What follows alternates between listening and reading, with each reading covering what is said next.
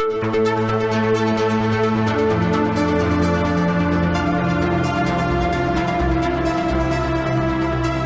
and welcome to the Sensibly Speaking podcast. This is Chris Shelton, your host.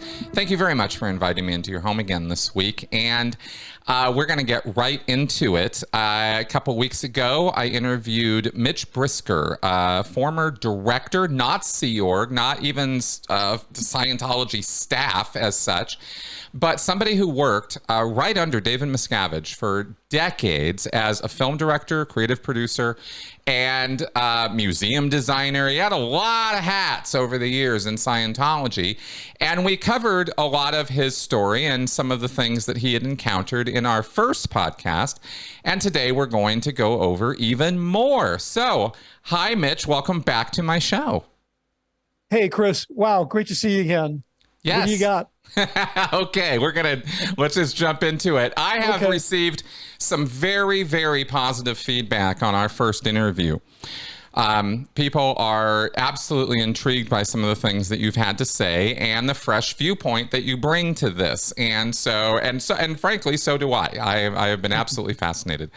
So I thought I had a question from one of my Patreon supporters. I've got, about 1 billion questions for you about, processes at Gold. But first, you had mentioned a story about a woman, and I don't even know if I'm pronouncing her name right. Leni Riefenstahl? Riefenstahl. Pretty close enough. Yeah. Yeah. Okay, and this is something you were kind of intrigued and fascinated by. You wrote about this in your manuscript. We talked about this a bit last time. And do you want to kind of flesh this out a bit? What is it about this story that you find so fascinating connecting with Hubbard? Well, a few things. I mean, first and foremost, I was sitting in my office at Gold and I was reading her biography before I ever who was she? Leni Riefenstahl. Okay, Leni Riefenstahl she's best known for her two films, Triumph of the Will and Olympiad, which she was personally contracted by Adolf Hitler to make just prior to the war. I think she made them just prior to the invasion of Poland. The Triumph of the Will, everybody's seen parts of it because it's probably the most, pieces of it are lifted out for every Nazi documentary you can imagine. I originally found out about her, studied her in film school because these two films are considered to be the greatest propaganda films of all time. They really are amazing. But I was interested in her. I happened to be reading her autobiography when I was up at Gold. And I had no idea that she had any connection to Hubbard. That was just stunning to me. And yeah, I never thought about her as a Nazi. I thought about her as an artist who had been kind of seduced by this opportunity to have these resources and to make a documentary about this emerging power, which was the Third Reich. Like, it was so seductive. And because I had been sort of conscripted, although, it was all, I wanted to do it because I was a Scientologist. But even though I was doing this work with Scientology, I was just curious because it's sort of like an artist who is seduced by an opportunity and is working in the ideology, is working towards pushing a particular ideology. Like, I was really fascinated reading about artists, like Michelangelo, who worked for the church, and, the people who weren't just doing their own work. They weren't just being artists, but they sort of joined up with groups or movements. Maybe they were pressured into it or they had to it. Like, I think Michelangelo might have had difficulty eating if he didn't take work for the Catholic Church, from the Catholic Church. So I already had this interest, you understand, in her as a filmmaker. And so then I'm reading this book and I come across this passage where she talks about this, her assistant, Philip Hudsmith, who was a student at St. Hill.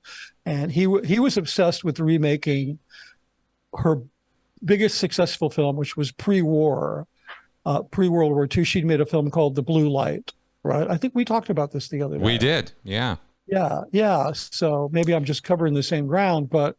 Well, we got up to we talked about the business of how this had come up while you were at Gold and how you had actually written something to Miscavige about this. And within an hour, you had a full folder of information about Hubbard's correspondence with I was Leni. completely shocked because I thought I had found something like, hey, maybe nobody knows this, because, you know, people supposedly would find these references to Hubbard out there in the world that nobody, you know, that just got discovered, right? And then they'd go and they'd interview the person, whatever. Leni Riefenstahl was dead by then.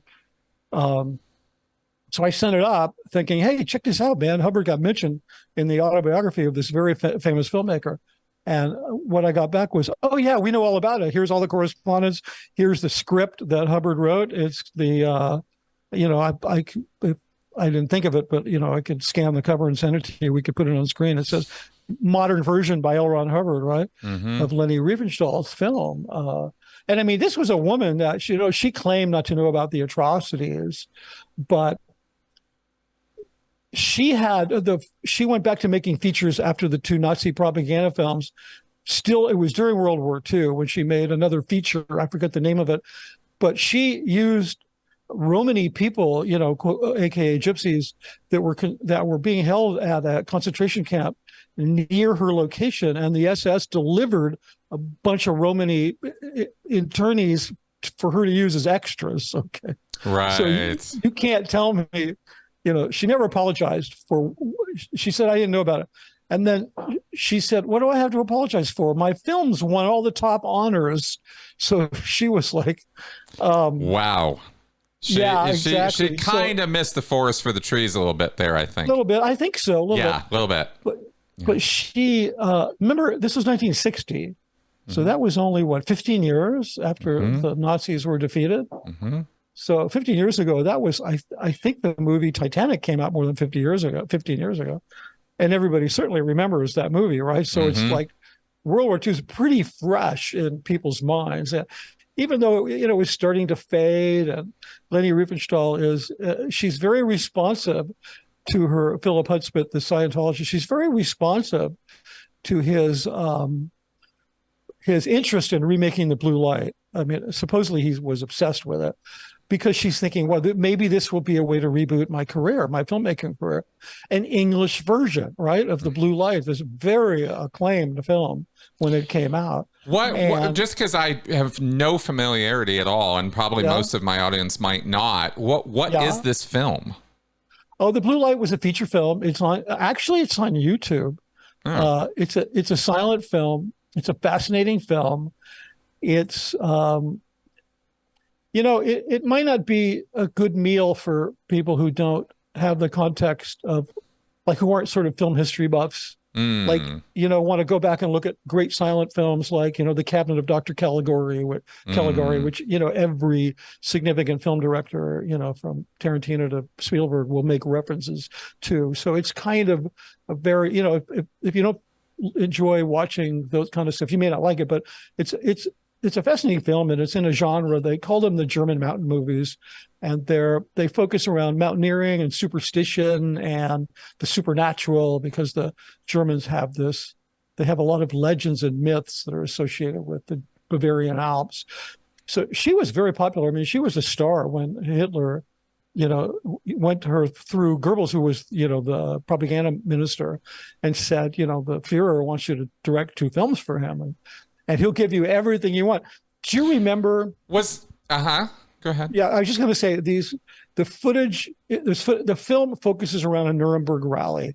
That's the rally where you have tens of thousands of Germans and German soldiers, and they're very tightly regimented, and they have these huge sort of, I don't know, structures with big banners, right? Oh, I think Mike Rinder may have taken screenshots from those when he talks about when he compares the Scientology events to Nuremberg rallies. I think he's taken screenshots of those banners and that's exactly what I was just going to say. Yeah. When I went to the IES event, I mean, those shots come out of Triumph of the Will. Right. Leni Riefenstahl, she didn't just direct that film; she designed the Nuremberg rally. Okay. How interesting. So are you saying that she was something like the Scorsese of German cinema before this happened? Not at all, because she wasn't that famous. She wasn't that if well you're known. talking in terms of fame, I took your question stylistically. Oh, no, I'm talking in terms of, you mentioned she was a famous filmmaker, and then Hitler grabbed her up for, Oh yeah, she was a big star. She was a household word. So she was a known director, filmmaker in Germany.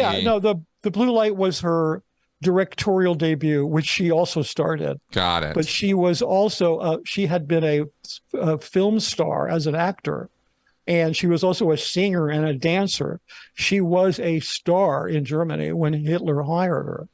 He didn't introduce her to Germany like they knew who she was. No, I get that now. So she made one of the most popular films of the era, The Blue Light. Yeah. A hugely, immensely popular film.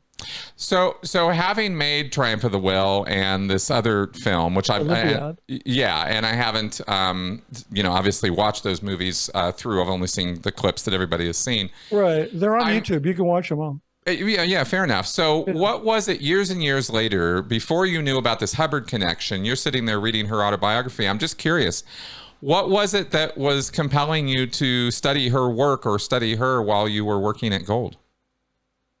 Well, okay. I had been fascinated by her since the 70s when I was in film school, where I was first introduced to her. So when I saw her book, I was like, oh, Leni Riefenstahl wrote a book. I'm going to read it. It had been out for maybe 5 years when I picked it up. Got it. Okay, like this book is like, it's as big as the Dianetics book. It's a 3-inch thick autobiography. There's a lot of stuff in it. So I read about a lot of directors. I mean, I read about a lot of films and filmmakers, and it was just a thing. I was just really curious, right? So it wasn't, but Leni Riefenstahl in particular, because she made propaganda films and she raised propaganda to a whole new majestic level of art that nobody had ever done. Okay. I mean, if you Google her name and look at some of the shots of her working on the Nuremberg rallies and some of the kinds of techniques and shots she was employing, the world had never seen this before. And I was working for the church for Gold when I read the book, and I was making propaganda films and training films. And so I'm very cautious about people thinking I'm equating the Third Reich, Scientology, because I'm not. I mean, let's face it, Scientology doesn't kill Jews.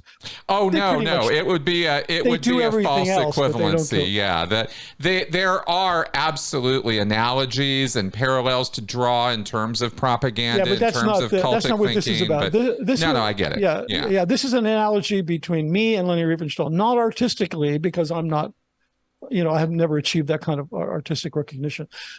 But in terms of psychologically, in terms of the mentality of an artist going, ooh, you want to give me unlimited resources and you want me to do this, and I have this opportunity, and you're telling me that I can have the entire German army and a battery of camera people, and I can design a rally to look like whatever I want. That's an irresistible proposition. That's seductive. Yeah. So I was interested in that mindset because I was interested in my own mindset. And then I'm reading this thing and I come across this passage, and the passage is pretty stunning. I mean, I put it in my book. You read it. Oh, yeah.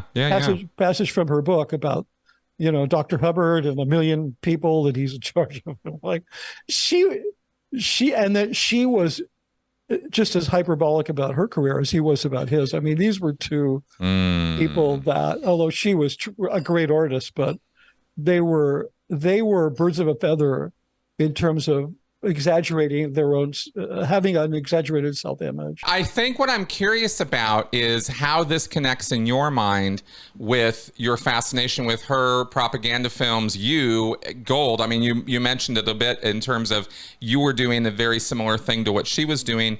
Is this a parallel you see in your mind between her and your life? Yeah, I mean, I'm kind of loath to make it because it's like, I don't want anyone to think that I'm comparing myself with her artistically, because I'm not at all. But yes, that's absolutely correct. It's kind of like, I think all artists, I think maybe all people are interested in the journey of other people who are like themselves or who have a similar experience. They're interested in knowing about their journey. Like I did a project with Michael Jackson, and when I met him, it's a long story, I'm not going to go into it, but the hotel room I met him in was filled with books of famous people. Yeah, it's like living or dead, famous people living or dead. I'm talking like 50 books, ton of books. Wow. And he was really fascinated with other people who had had this journey through super fame, like what.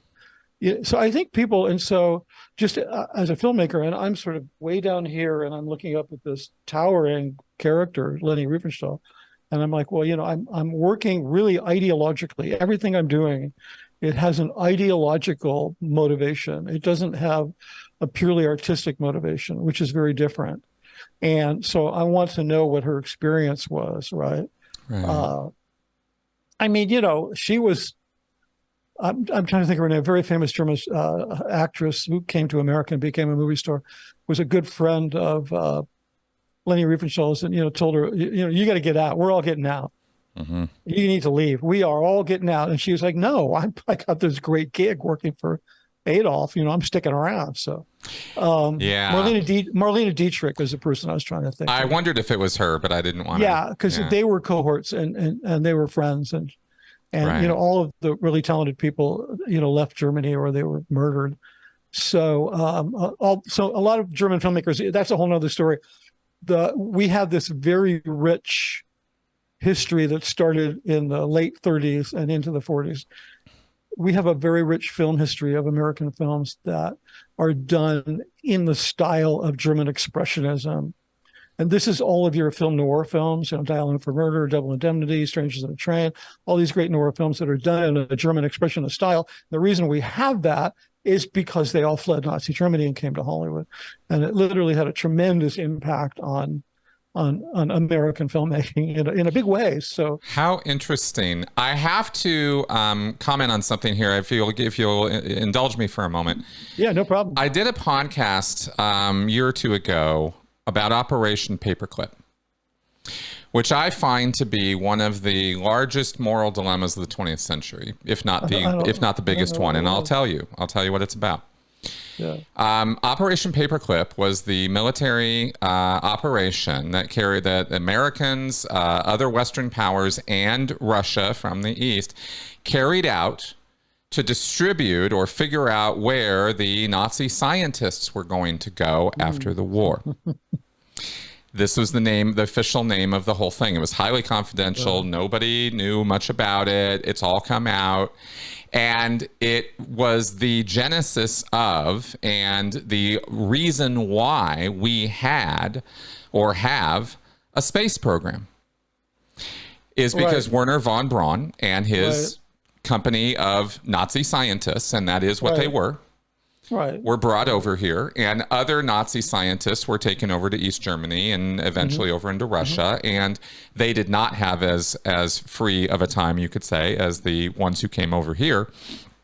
Right. But they were full-blown Nazis, and they were full-blown scientists, and a couple of them, including von Braun, was an absolute, certifiable genius. The man was unbelievable. Yeah, he was the head of the Nazi rocket program. Oh yeah, he was the man. He was the guy, and he was a great organizer, and et cetera, et cetera. And there's been a lot of commentary, and it's worth commenting on right now here because we've been talking about Riefenstahl here.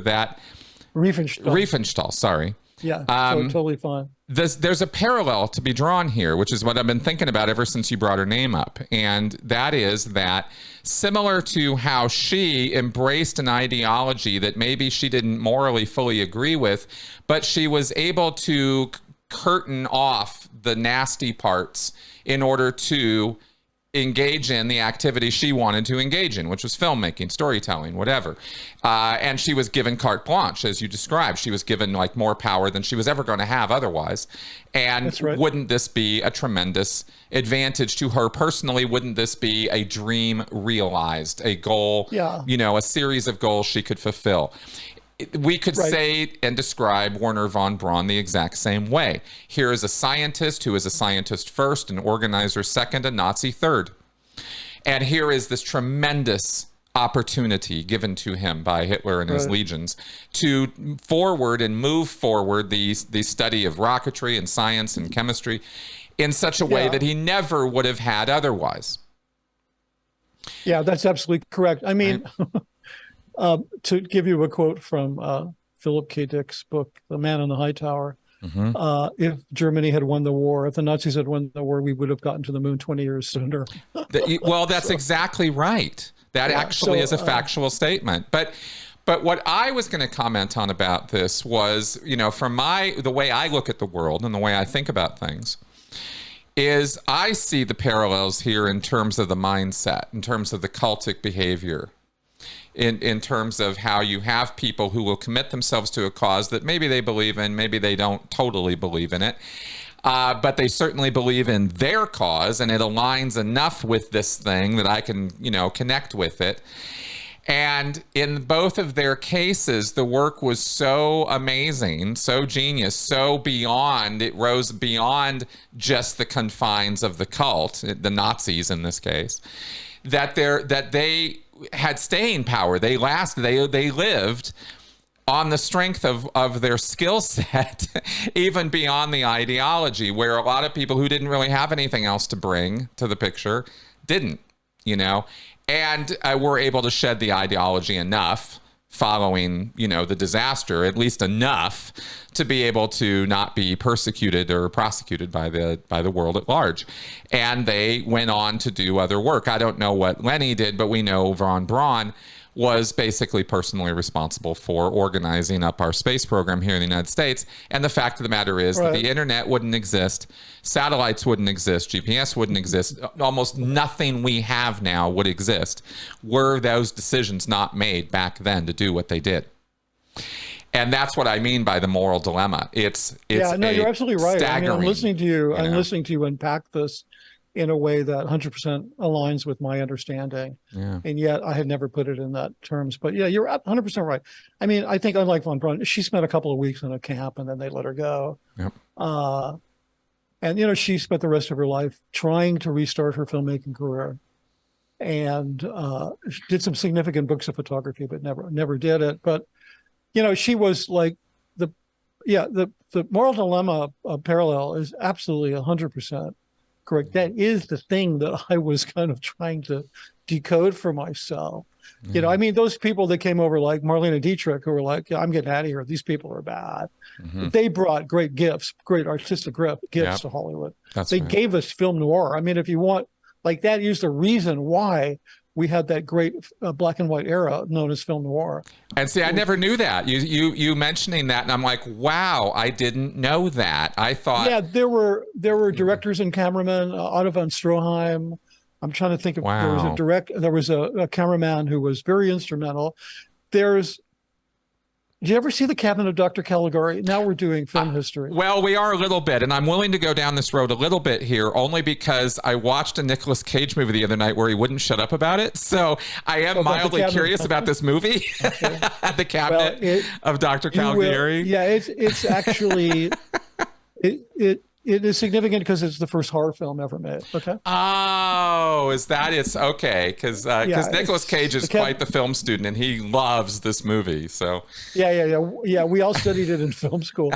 It's made, if you watch it, it's made in a style called German Expressionism, which is a very specific style of Expressionism. The painting, the Edvard Munch's painting, The Scream. Yes. Which, everybody knows that is German Expressionism. Okay. Okay. That is in that school, painting-wise. In terms of photography and film, it's very stark black and white, off balance, off kilter, weird angles we call Dutch angles. Yes. Which Battlefield Earth was full of. Yeah, but not on purpose.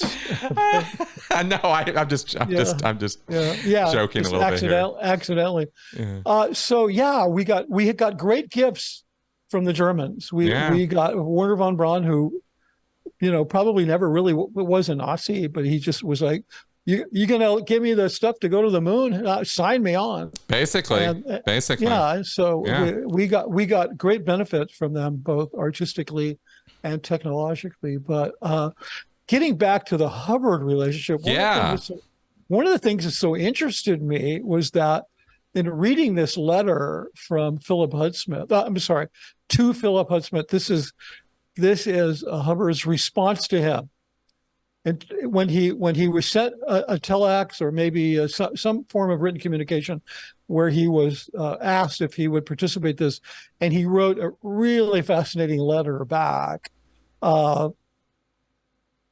where he just gushed about the blue light, what wonderful stuff this blue light is. And he gushed about his own filmmaking career in Hollywood, which even, by the historians inside the church will have documented it as lasting for 10 weeks, right? Right. Usually when you have a job the last 10 weeks, you've been fired. Okay. So yeah, we have never been impressed by, even when I was in the church, it was a hard pill for me to swallow that Hubbard was this, he was presented by Sherman all the time, by Danny Sherman all the time as this, brilliant filmmaker that took Hollywood by storm. And they had pictures of him with Clark Gable at an event, and he was always schmoozing with all, he was name dropping the big stars all the time. And I, even as a Scientologist and Sea Org member, I had a hard time buying that story. It just never it never rang true for me. Yeah, well, he managed to photobomb a few events. So. And get next to Clark Gable. But we can kind of go through some of the actuality versus the hyperbole, because it's interesting. I mean, but here you have these two people. So obviously Hubbard was a major propagandist. He really understood influence. And you had Leni Riefenstahl, who artistically was this magnificent artist who really knew how to propagandize. And you had both of them. Hubbard had no filmmaking career. He's running St. Hill, so his filmmaking, quote unquote, filmmaking career is way behind him. And Leni Riefenstahl says for different reasons. And now they're coming together and they're thinking, hey, maybe an English version of this film will reboot my career. So the way he wrote back to Philip Hudspeth was like, he didn't say, hey, this would be great to reboot, but it reads like this would be great because, people are remembering my box office and, it would have been higher if Hollywood hadn't interfered with me. And he talks about this guy, Ed Mull, who was the chief of Universal for quite a number of years, starting maybe 15 years after Hubbard left Hollywood. So I'm like, why the hell is he doing that? Because he was the head of, he wanted to teach him a lesson. He said in the letter, and Ed Mull, he needs a lesson.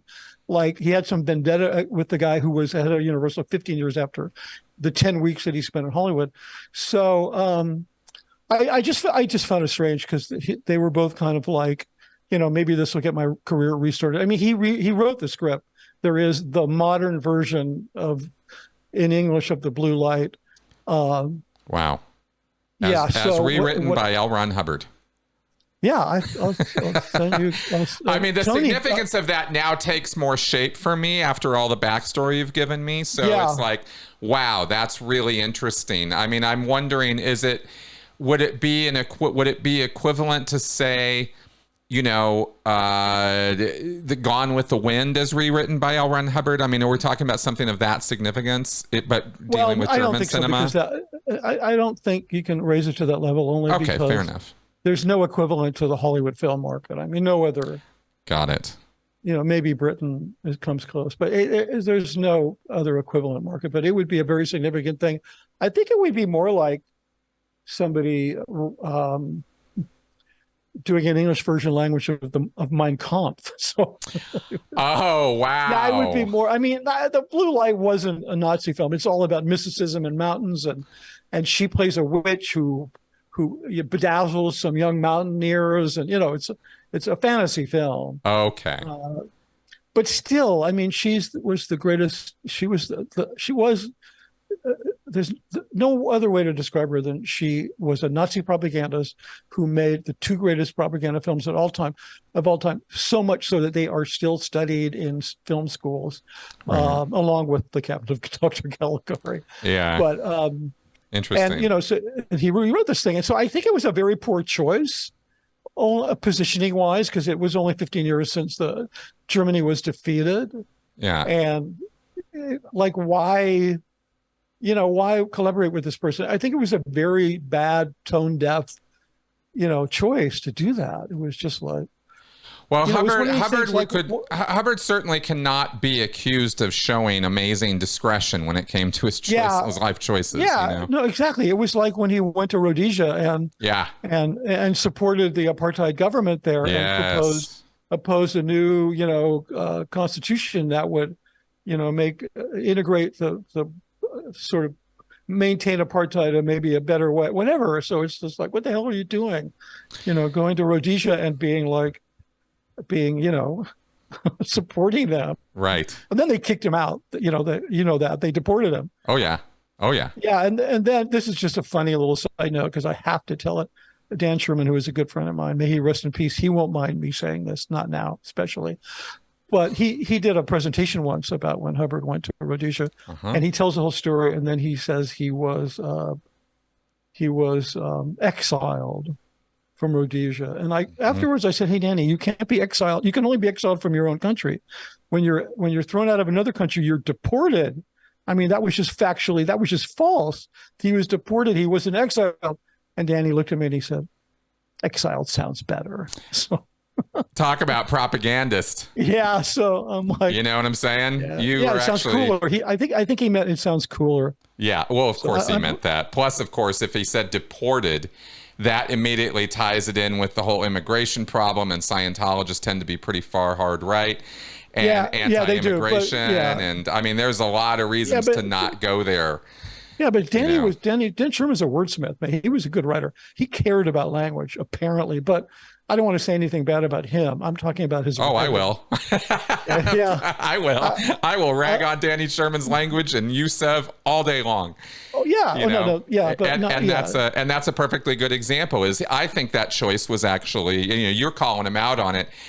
I think that was absolutely a choice. I was calling him out as a friend to be like, chide him, go, what the fuck are you doing? Right. Saying that he was exiled. He was freaking deported, man. They scooped his ass up and kicked him out of the country. Right. So, but that's not the story that empowers Hubbard. Exactly, because the Rolling Stones song is exiled on Main Street. It's not deported on Main Street. Exactly. It just sounds cooler. That's right. Word. That's right. Anyway, so that's the deal with Leni Riefenstahl. At some point, I'm going to make a short documentary about it because it really is fascinating. The whole story is just fascinating. It is when you dive into all the details and everything. And like I've said it a few times recently, it's really interesting to have these very black and white positions in the world. Nazis bad, America good. These are easy positions to hold for obvious reasons. Yeah. They really are. I'm not even suggesting that there's something good there, but I am suggesting that black and white thinking is not realistic thinking. When you go deep into the details of things get gray, things get murky, things get interesting, and it's always, and this is the world that science lives in. And it's the viewpoint I try to have rather than go, black and white world, right? Because that's very simplistic and reductionist. So there's interesting details here, Yeah, I think it's black and white thinking is kind of narcissistic because it certainly reinforces narcissism. Yeah, because it kind of gives you an out for experiencing your own shame. Like if you can just put things in black and white terms, you can escape a lot of your own shame because a lot of the shame exists in the gray areas, and you need to kind of pick it up and deal with it. But so that's actually a really accurate statement. That is a really good observation you just made, because it has everything to do with cult recovery, because it tends to be the fact that when a person's in a cult, they're on the side of white, then they leave the cult, then they pendulum swing over to the black side. And I'm just using these colors as arbitrary references. I don't mean good, bad here. I just mean you go from one extreme point of view, people tend to go right over to the other side. And it's usually years of work that is required to kind of bring them back into the middle where they can have a bit more realistic perspective on both ends of it, Right. Well, psychiatry with respect to Scientologists is a really good example of that, because when you're in Scientology, psychiatry is bad. And so therefore, when you leave, psychiatry must be good. And neither of those two are 100% correct. Correct. In psychiatry, they do some terrible things to people. I mean, shocking and drugging, and there's also some very good people. And then if you think it's all bad, you're wrong, because there are some very good people.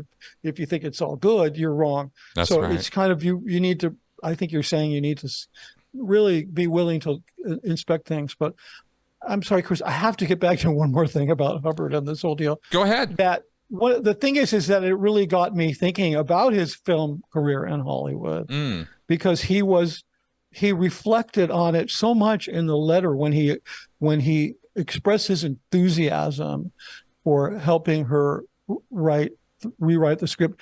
And he really committed to it. I mean, I've read all of his notes to her about plot development and character development. And it's,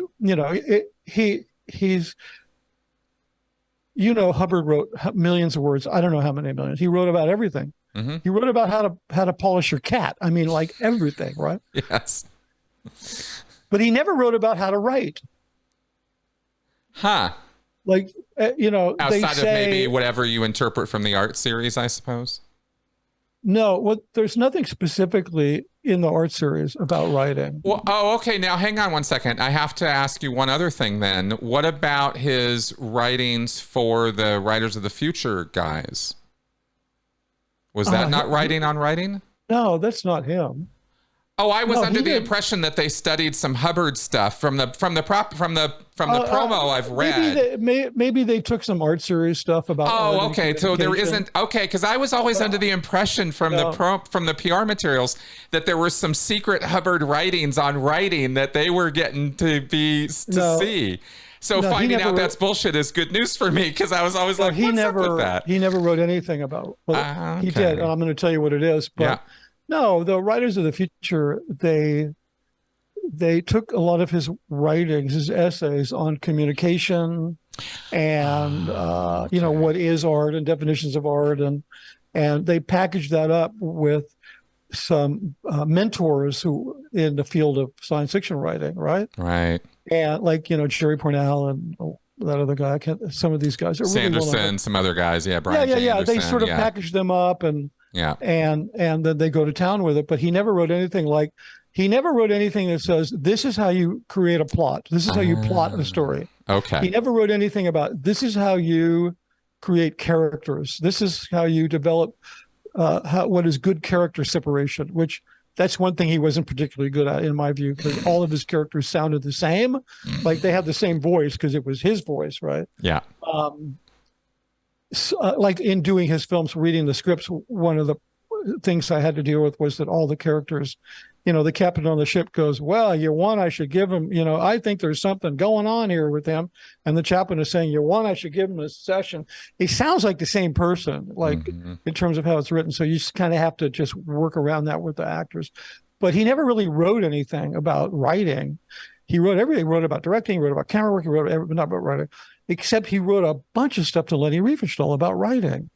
Like, that's the only stuff that he wrote. He wrote about how you develop characters, and he wrote about what makes a good plot and what makes a good story.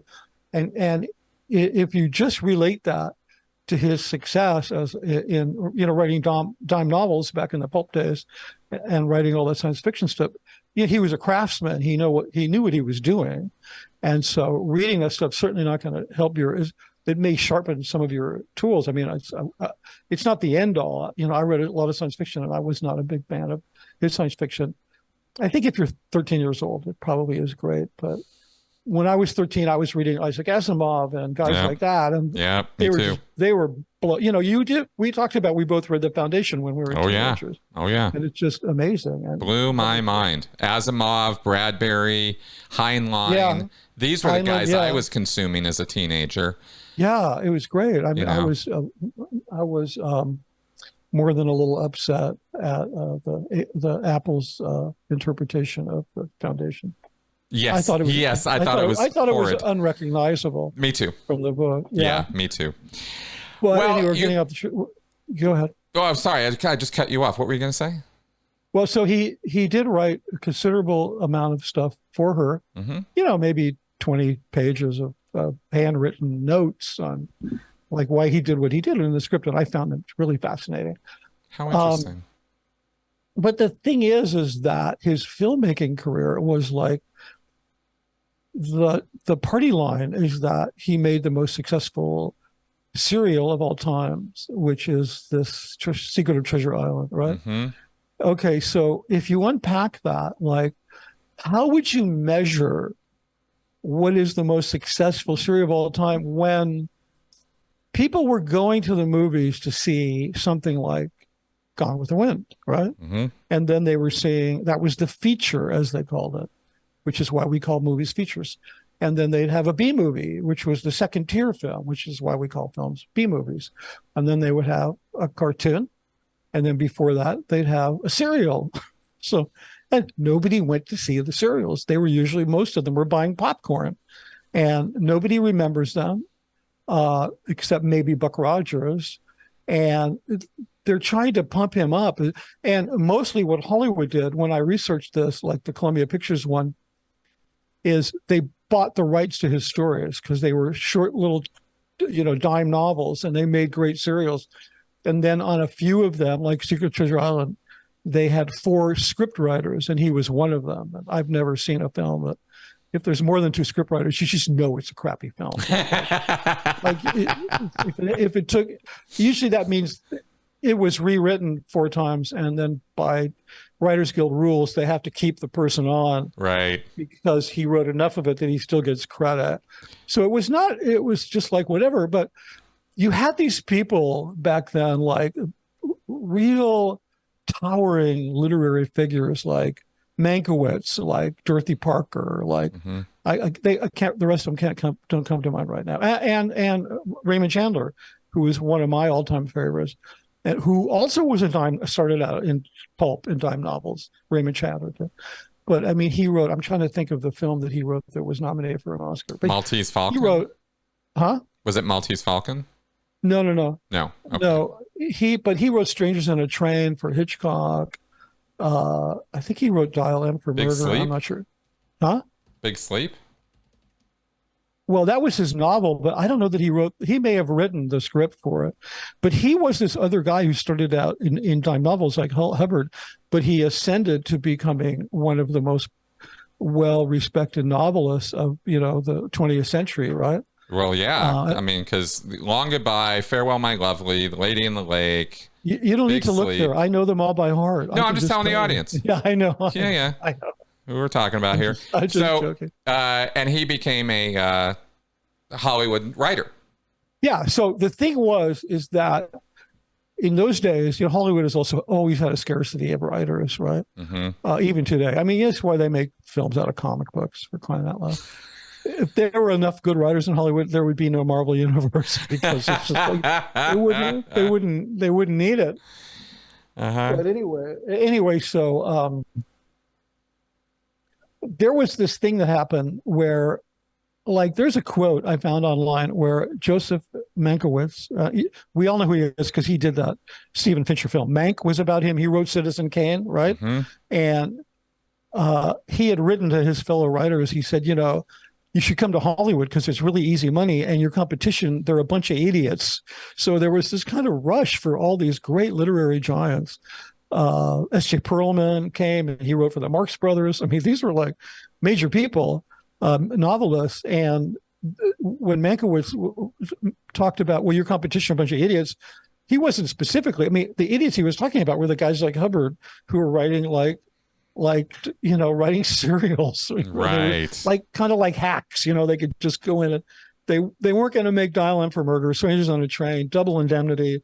They weren't going to be writing any of that kind of stuff. Right. And I think that was part of Hubbard's frustration going back to the letter when he was calling out Ed Mull at Universal. He needs to be taught a lesson because I think he was really jealous of that whole literary crowd because some of them, like Chandler, had been, the term pulp fiction never came into the English vernacular until Tarantino's film. Nobody used that term. Like back in those days, they were called pulps and they were called dime novels, right? Right. They weren't called pulp fiction, right? That was a new academic, that was a very clever term that Tarantino did. But then all of a sudden, as soon as he did that, ASI was like, L. Ron Hubbard, master of Pulp Fiction, became like this thing, right? And it was completely not what they called it. So there were guys like, especially Chandler, who came out of dime novels and then became novelists and then became Oscar nominated or Oscar winning screenwriters. And, Hubbard was just like, he had his 10 minutes, his 10 weeks of fame, whatever, when he spent 10 weeks in Hollywood. I think because it was so short-lived, I saw it there's a history of L. Ron Hubbard that's put out by the church. And it's a chronology. That one that goes through everything. Is it my philosophy or is it just his regular bio? No, it's not even a bio. It's like a Wikipedia type of, it's like a platform that's a timeline. Oh, sure. I forget what it's called, but it's officially endorsed property of L. Ron Hubbard Library. Mm-hmm. And it goes through the part of his life where he's in Hollywood. And it's, the 10 weeks he spent in Hollywood. It really was nothing, but. Right. Well, I think as I mentioned before we started talking, even as a Scientologist and Sea Org member, I had a hard time swallowing that Hubbard was this great screenwriter in Hollywood, because exactly that. It always came off like, well, he did that one thing and then he was gone, and it was like, I don't really see greatness here, Yeah, there was a few others. He contributed to some serials, and he was a writer on some of them, but. From how you're describing it, that's basically like saying he wrote some movie trailers. I mean, it's really not anything. Movie trailers are harder to write than serials. I think that's, okay. No, it's just like nobody remembers them. It's like, no, I get it. I totally get it.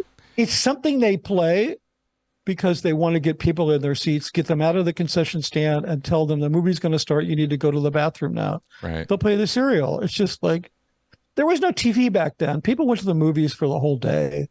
I mean, they got there at noon, they left at 4. And they. Right. And everything led up to the feature.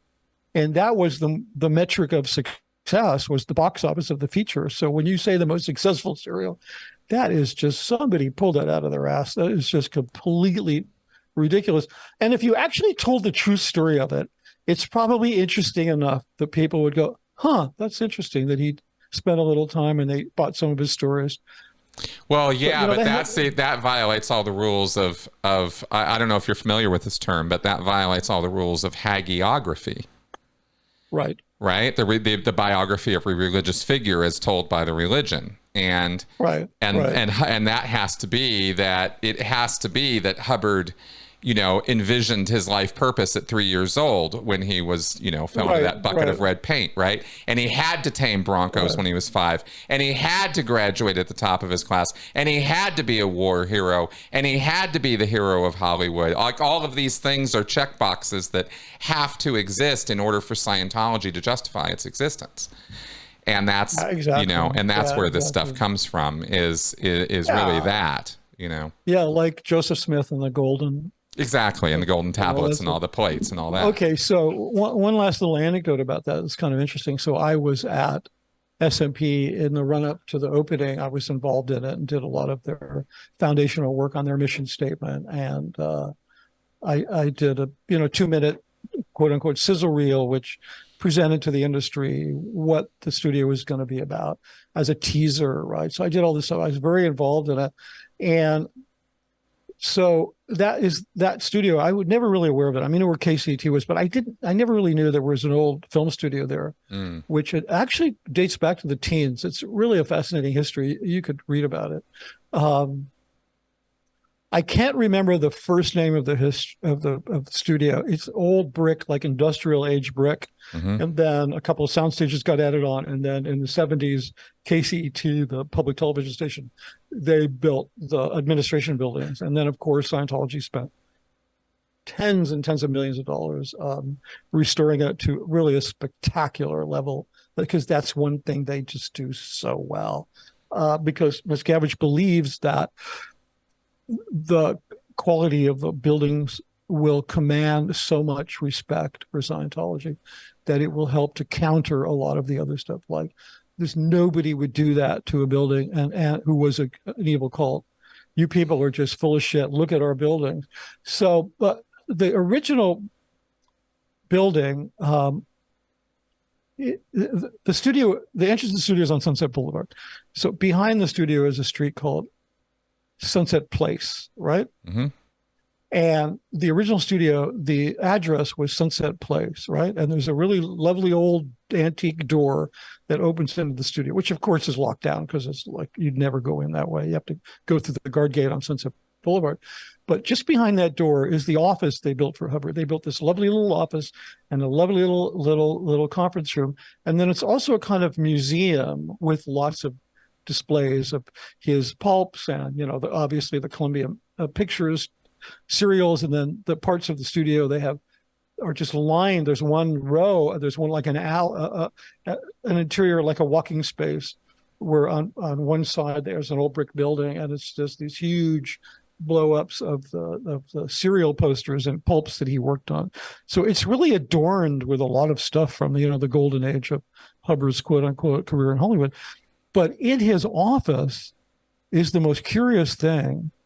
There's a framed letter from a producer at Monogram Studios inviting him to come to that address that the studio now owns. And that document was found just in time to be included in the opening of the studio. Mm-hmm. So, mm-hmm. Okay, so this is like Joseph Smith and the fake documents, and I searched so hard trying to prove that there was ever any connection between L. Ron Hubbard and Monogram Studios. You hear about Columbia, and there was some work with some other organizations, but Monogram is like there's nothing whatever. It's just it wouldn't be the first time by any stretch that the Church of Scientology's PR departments have manufactured a piece of history in order to support L. Ron Hubbard. It just wouldn't be. It just wouldn't be. Yeah, this just blew my mind because I was there when they were finishing the whole place up. We were working out of there before it opened, mostly on hate sites, which is a whole nother story. You worked on the hate sites. Well, yes, I did a little bit. I mean, I think it's better for the YouTube audience, especially the really bloodthirsty ones, to sort of throw yourself down and say, I did it, and I'm so sorry, and I'm such a bad person. And so when you say, well, I sort of worked on it, they're like, that guy's full of shit. So, I did some work on them. I mean, I'll tell you exactly what I did. Yeah. The only one that I really had much to do with was the video response to 2020, to ABC 2020, when they got the exclusive to feature Ron Miscavige's book 2 weeks before the release of the book. Okay. That one I worked on because I did interviews on it. You've probably seen them. You grabbed a picture of me from whatever. Yeah. One of the reasons why I'm being active on YouTube is I want them to find this when they search before they find that. Okay. And one of the ways you do that, it's just called reputation management, and which is something I learned all about on the dime of the Church of Scientology. That's right. I'll bet you did. I learned all about SEO and reputation management. So I'm actually engaging in a little bit of reputation management to push all that crap down, like the Ron Miscavige stuff. And then before S&P opened, when we were doing the hate sites there, we had a guy who was a very good writer who had worked for Hollywood Reporter. Chris, you know that the Hollywood Reporter has never been a friend of the Church of Scientology, right? They've had a very toxic relationship. Yet there was a guy that was booted out of there for whatever, some personal lifestyle, bad decisions. Very good writer, veteran Hollywood Reporter writer. So the S&P picked him up and had him. He was helping us write hate sites, right? Because he was really good. And this guy he did not have scruples. He was like, you want me to do what? Oh, that sounds like fun. Let's do it. That guy's what? He's whatever, crazy shit. They love, for a sex negative organization, they like impugning people's sexuality. Oh, Miscavige particularly seems to have set the tone on that one. Yeah, particularly, especially for a guy who, abandoned his wife, banished his wife to a mountain compound and then took up with his assistant. Yeah. After ordering her to divorce her ex-husband who was dying of multiple sclerosis. That's right. I actually knew him at the end of his life because he was relegated to because he was in the RPF. He was on the RPF. And he had multiple sclerosis. Great guy. Yeah, and he died there with MS. That was how much Miscavige hated that guy. Yeah, and he was doing his wife while that was all going on. So that whole story, the hashtag Shelley is like one little piece of it. There's so much more to it. It's just it's a lurid tabloid story. Oh my God. Yeah. It doesn't even need to be written as a lurid tabloid story. It just pops out of the egg that way. So, but it's starting to get a little more coverage, and maybe that will help for some people to be able to recover from all of that. Oh boy, that was, so I only knew about that because I was at PAC one day doing something, and I walked out. As I was walking out of the complex, the beautifully painted blue building, I ran into him being pushed in a wheelchair, and I knew him because he had replaced Jackson as the security chief at Gold after Jackson left. And he'd also been an actor because he's a good-looking guy, and he had that sort of a real husky Euro, German accent, he acted in a couple of films because he was like suitable for doing that back when we were using staff for actors. But I remember him in the How the E-Meter Works film. How the E-Meter Works. He was the guy. He was the guy with the cane. Uwe Stukenbrock was his name. Huh? Yeah. Uwe Stukenbrock was his real name. Uwe Stukenbrock. That's right. Yeah, he was a good guy. And a very good guy. And I made that film again, obviously without him, but without anybody who had any connection to Scientology whatsoever. Yeah, you'd think that alone would start cluing them in on something. The fact they have to keep remaking films because their Scientology leads keep blowing and becoming suppressive. But what was the commentary on that particular thing at Gold? I've always been curious. What did people say about that? Oh, that's such a funny question. I mean, it's a great question, but it makes me laugh because now I'm sort of thinking at the sort of panic that would set in, because you have all of the stuff you need to get done, right? And we were very serious about making films. I know. I think you wanted to ask me, about what it was like working with the crews there. And we're going to get to that. Absolutely. Yeah. There's there are some very talented people there. But from a managerial standpoint, where you have certain things to get done, and then added to that list is an entire film because somebody somebody puked their guts up. There's a certain panic that would set in, but so then basically what would happen is you'd have to sit down and do a thorough assessment of the film. Is this something we could see the CGI the guy out of it? Could we reshoot scenes that match to get him out of there? Or do we just want to reshoot it because it should be refreshed anyway? Right. You know what I'm saying? Or then there was the whole change of meter, like when everything that had the original Mark V, those films were shitty and needed to be reshot because they were horrible, and they got reshot with a Mark VI and then with a Quantum, and then when the Mark VIII came out, that was a whole fiasco because it was like you're gonna have to start because the films that have e-meters in them, you don't want the pure the old film. one, right? Yeah, because then a guy just spent $10,000 buying 2 Mark VIIIs, and he looked at the film and he's like, well, wait a minute, they're using a Quantum in the film. How come I had to buy a Mark VIII? Obviously, the Quantum is good enough because they're featuring a film. So that was its own kind of fiasco. Unfortunately, Miscavige had made a very bad decision. If you're watching, you should listen to this because you might learn something. He thought, well, we'll keep in the already existing films. This is such inside baseball, Chris. This is just right from the belly of the beast. I don't know if anybody's going to be interested because no, tell me. There were a bunch of films that had been shot with an older meter, Quantum, which is valid. And then so it was like, we're going to keep all of those. And when we shoot new films or shoot films over, we'll use the Quantum, right? Not every film has an e-meter in it, right? But a lot of them do. And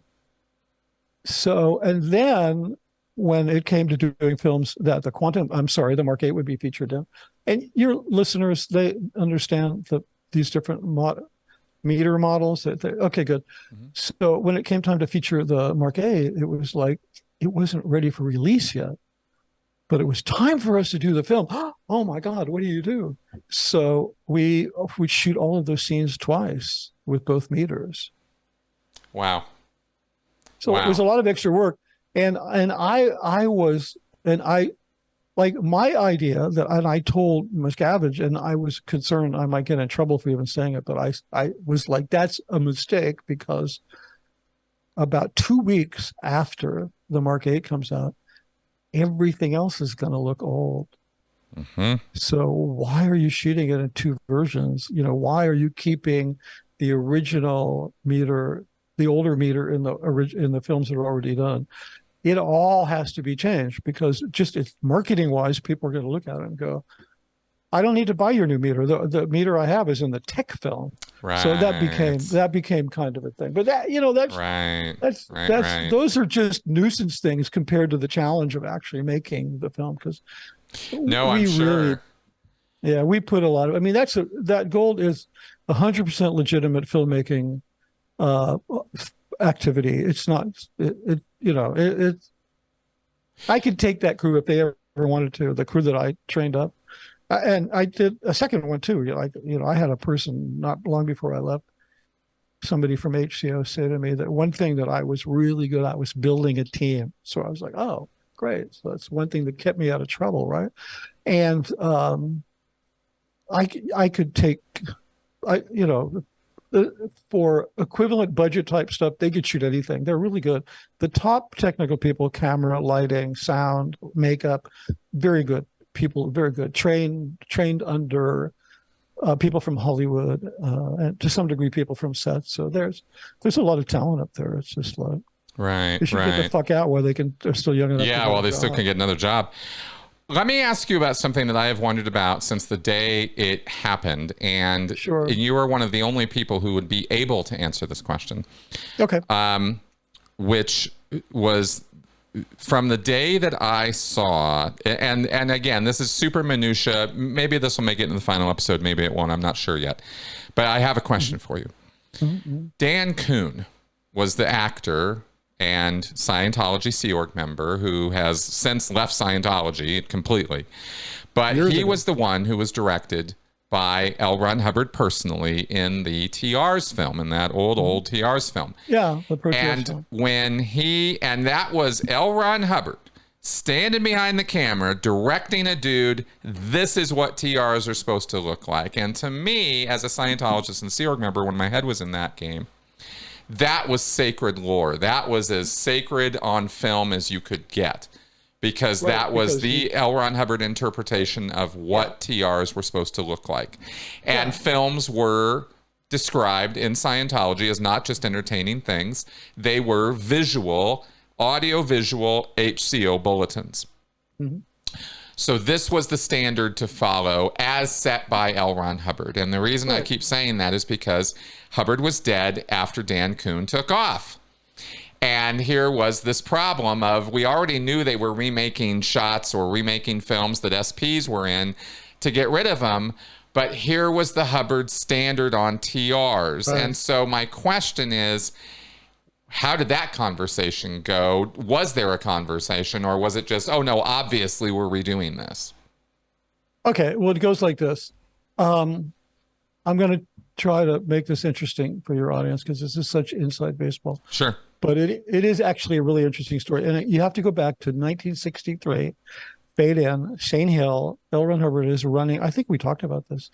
Mm-hmm. He's running Scientology worldwide, and he's getting interested in all this audio video stuff. Like he's starting to put closed circuit TVs in cameras in a room, and then a TV in another room. Yep. And you've seen the video of stuff of that. Well, this was the very first video monitoring of auditing sessions, is what you're describing. And he's presenting that as though it's some technological breakthrough. And it was just not even up to the standard of high school audiovisual of the era. Right. I'm serious. It was just like whatever. But he shot this filmed lecture in 1963 called An Afternoon at St. Hill. He gave a tour of St. Hill. Yep. And in part of that lecture, he said that Scientology will only go so far as it's correctly taught, right? This is a big theme in Scientology. And it can only be correctly taught if you see it done. And you can only see it done with films, because obviously he wasn't going to be able to train people, take the time to train everybody.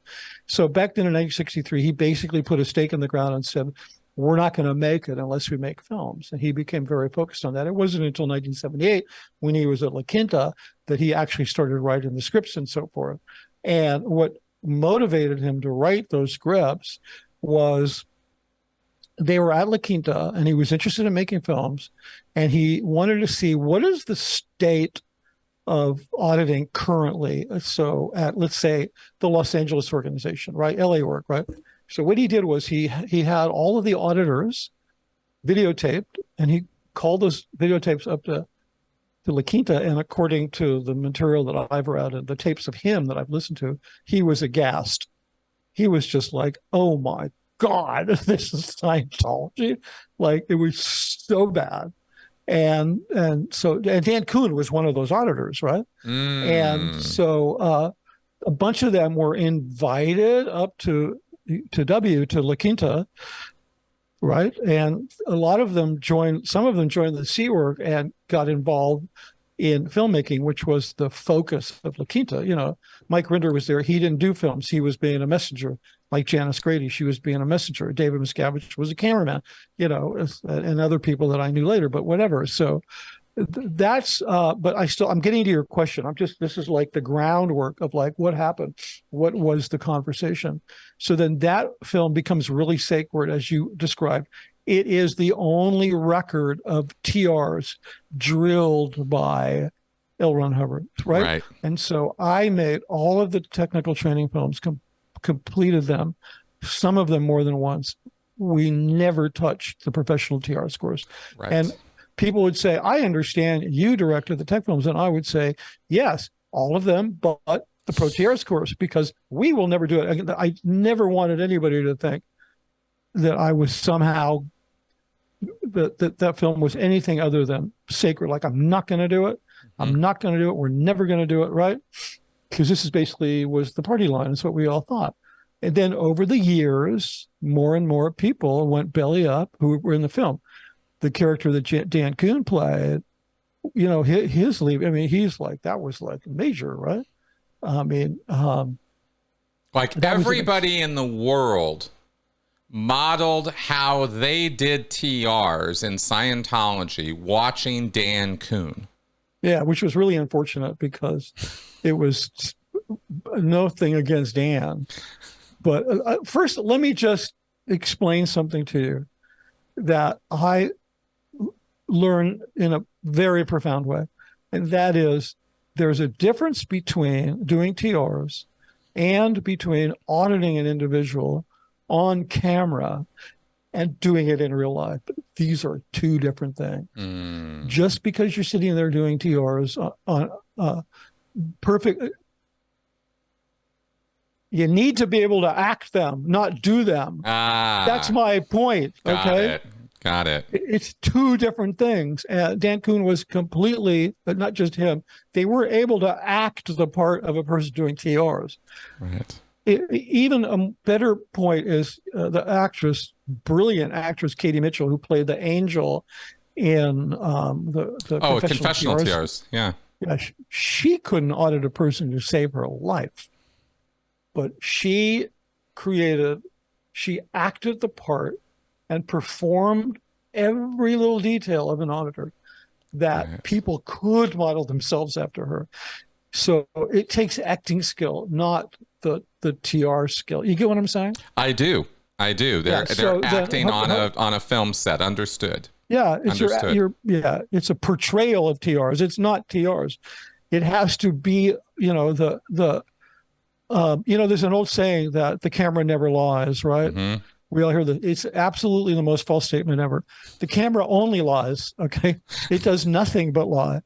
Like great photographers who can capture something that connects with truth, that's a whole different subject, but there's still an alteration of reality, but the artist is harnessing that alteration in a way that brings you something more truthful. I don't want to get all crazy philosophical about this, but it really is an acting job, like Katie.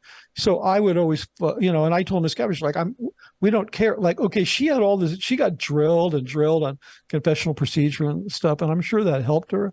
But still, the standard, like, they were trying to apply the standard to her, like, could she actually audit somebody? And then eventually they just gave up on that because we didn't do that anymore. We made sure the person was really thoroughly versed and familiar with the procedure they were doing, and then they would perform it. They wouldn't actually do it. Do you get what I'm saying? I do. So, because, she could never. You weren't shooting a documentary.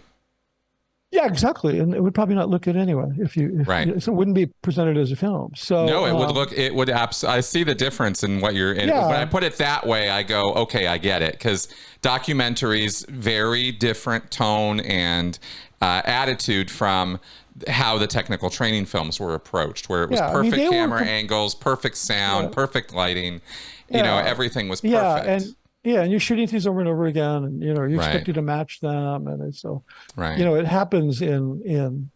That's why I became really fond of cooking, because I needed to do something that happened in real time. If there's an urgency about it, you can't let it go, and when you're done, you can give it to people, and they have a pleasurable experience, and you're done. With a film, you just spend so long laboring over little things before you can finally serve it up to somebody, and they get to enjoy it. It happens so far out of real time that it actually can be painful. Anybody who makes films needs to balance it off with a real time. That's my theory. Like, you need to do something that's real time. Cooking is a great example of something that happens in real time and then results in a pleasurable experience. I always enjoy doing that. So anyway, but I still haven't gotten to the conversation. So this film is becoming more and more radioactive as more and more people are emerging as suppressive people. And so one day, Miscavige comes to me and he says, look, that was not the film that L. Ron Hubbard wanted. Everybody kind of hates that film. Just nobody talks about it. Like, everybody, like, he just finally confronted it. And he said, everybody thinks the film's just stupid. And he said, as for the TRs, here, listen to this. And he gave me a tape. One of the big problems was Dan Kuhn, his eyes were red in that entire film, beet red. And so if you have red eyes while you're doing TRs, it's that it's really bad. You're not comfortable, and you're supposed to be comfortable. So he took him into a trailer, and of course everything he did was recorded. Back then, a messenger had a microphone, a little recorder in his face, right? Mm-hmm. And you're talking about L. Ron Hubbard now. Yeah. Hubbard, the messengers followed him around. Yep. They recorded everything. Yeah. And especially when he was filming up there. I mean, I listened to scores of hours of him directing. He recorded hours and hours of him directing the Proteus film. I listened to that before I did the film. Wow. So there's a lot of stuff like that they have stored away. Some really interesting stuff. A lot of it's really batshit crazy. But so he had Dan in the trailer, and you heard him coaching him, and it was painful. Really? It was, because he's like, no, man. He's like, just acknowledge me. No, give me the line. He said, here, I'll do it. He did line readings.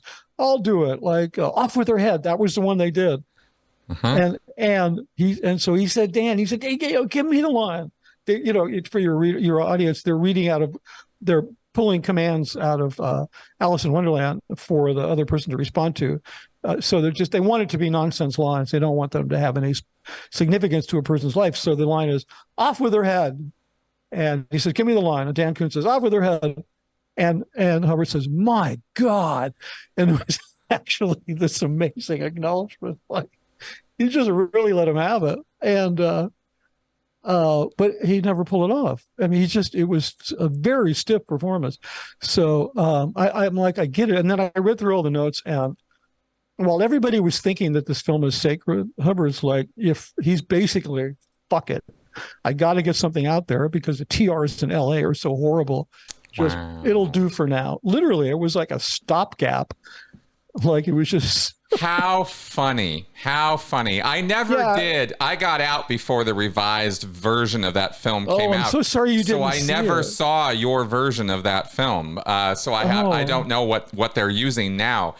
I just watched that original film, and I'm not exaggerating. I probably saw that entire film 50 times while I was in Scientology. Right. You know? I couldn't possibly have a misunderstood.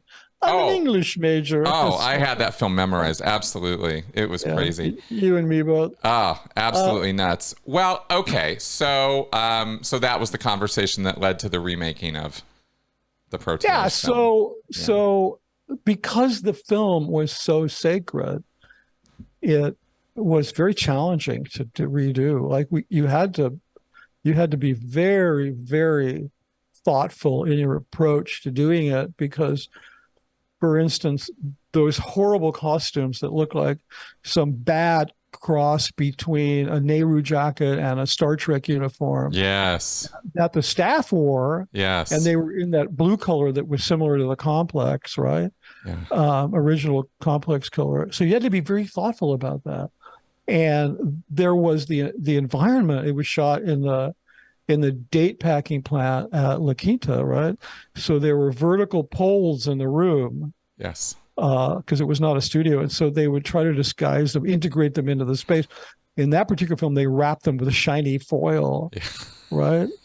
So, and then they had outside the window, they had a backdrop that looked like a pastoral field that like some 6-year-olds had painted for a school project. It was just really bad. And then the students, they wore these really brightly colored costumes. They wore satin tops, blousy satin tops, and slacks, and then they had sashes around their waists, and it was like pirates. And it was supposed to be timeless. Like Hubbard had written this cine ed called, I think it was called Timeless, just timelessness, something. He said these films are supposed to take place in the year Zilch, right? Right. Which is totally a legitimate thing to want, to make the film timeless. And I had always tried to explain that the only thing that's really timeless, is like bad taste, okay? Because it's always going to be bad, like timelessly, right? But if you look at it like Citizen Kane, there's some of the costumes in that film you could wear today and you would look very chic. Or even The Godfather, which is now 50 years old, you could look, there's costumes in there, suits and men and women that were very chic, right? Maybe a slight little update.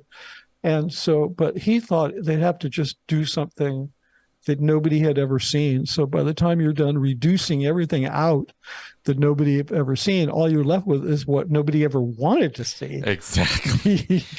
They were, I mean, we would laugh. We would, even as Scientologists, as hardcore believers, we thought the let's just say the production values of those tech films were epically, just legendarily bad. And as at the public level, you know, I was introduced to these as a teenager, and I was like, okay, I just kind of rolled with it. And as I got older and I learned that it was actually kind of okay to laugh at them, like everybody wasn't going to like rip your face off over that, it kind of became this acceptable joke sort of thing.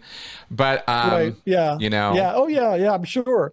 I mean, no, you weren't necessarily joking at any of the information in it. No, it wasn't. That was the exact point. Was we could laugh at the style, not the tech, right? And differentiate those. So I tried to update it, make it look like a Class 5 org, and do it in an old industrial brick building, in a gentrified part of a inner city, right? And I shot a bunch of tests. I actually think I shot about a week of the film, and then we looked at it and we went, man, it's not right. We have to figure out a way to keep what was good. Like, how do we keep the crap but make it look good? So I hired, what is her name?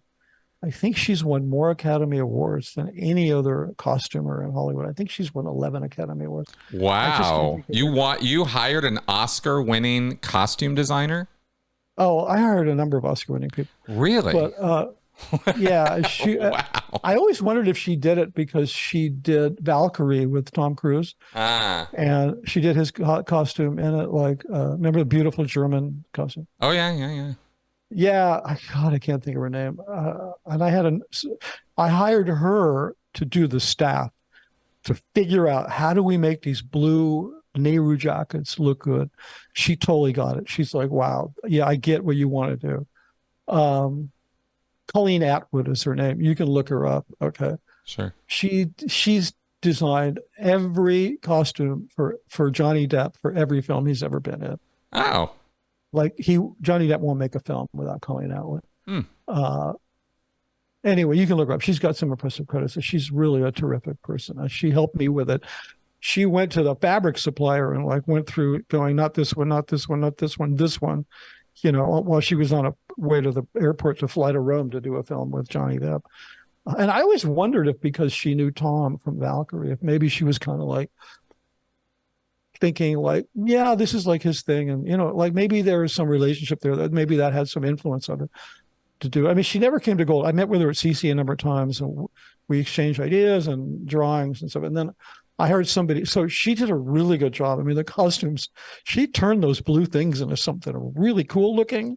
And the fabric we used on those, I mean, we camera tested the color, the texture for weeks, and they were sewn by an incredibly talented, he's a Korean guy, I think, or maybe he's from Taiwan, I don't know, Asian tailor who is the number one uniform guy in Hollywood. I mean, he did Tom Cruise's uniform for Valkyrie, which has nothing to do with Tom being a Scientologist. That's just completely random, right? Sure.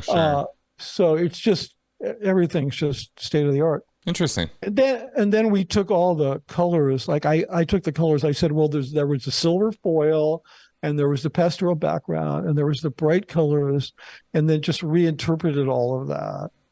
Wow. Because Hubbard, he did a technique called color depth, where he tried to arrange the colors that the students were wearing to make the set look better.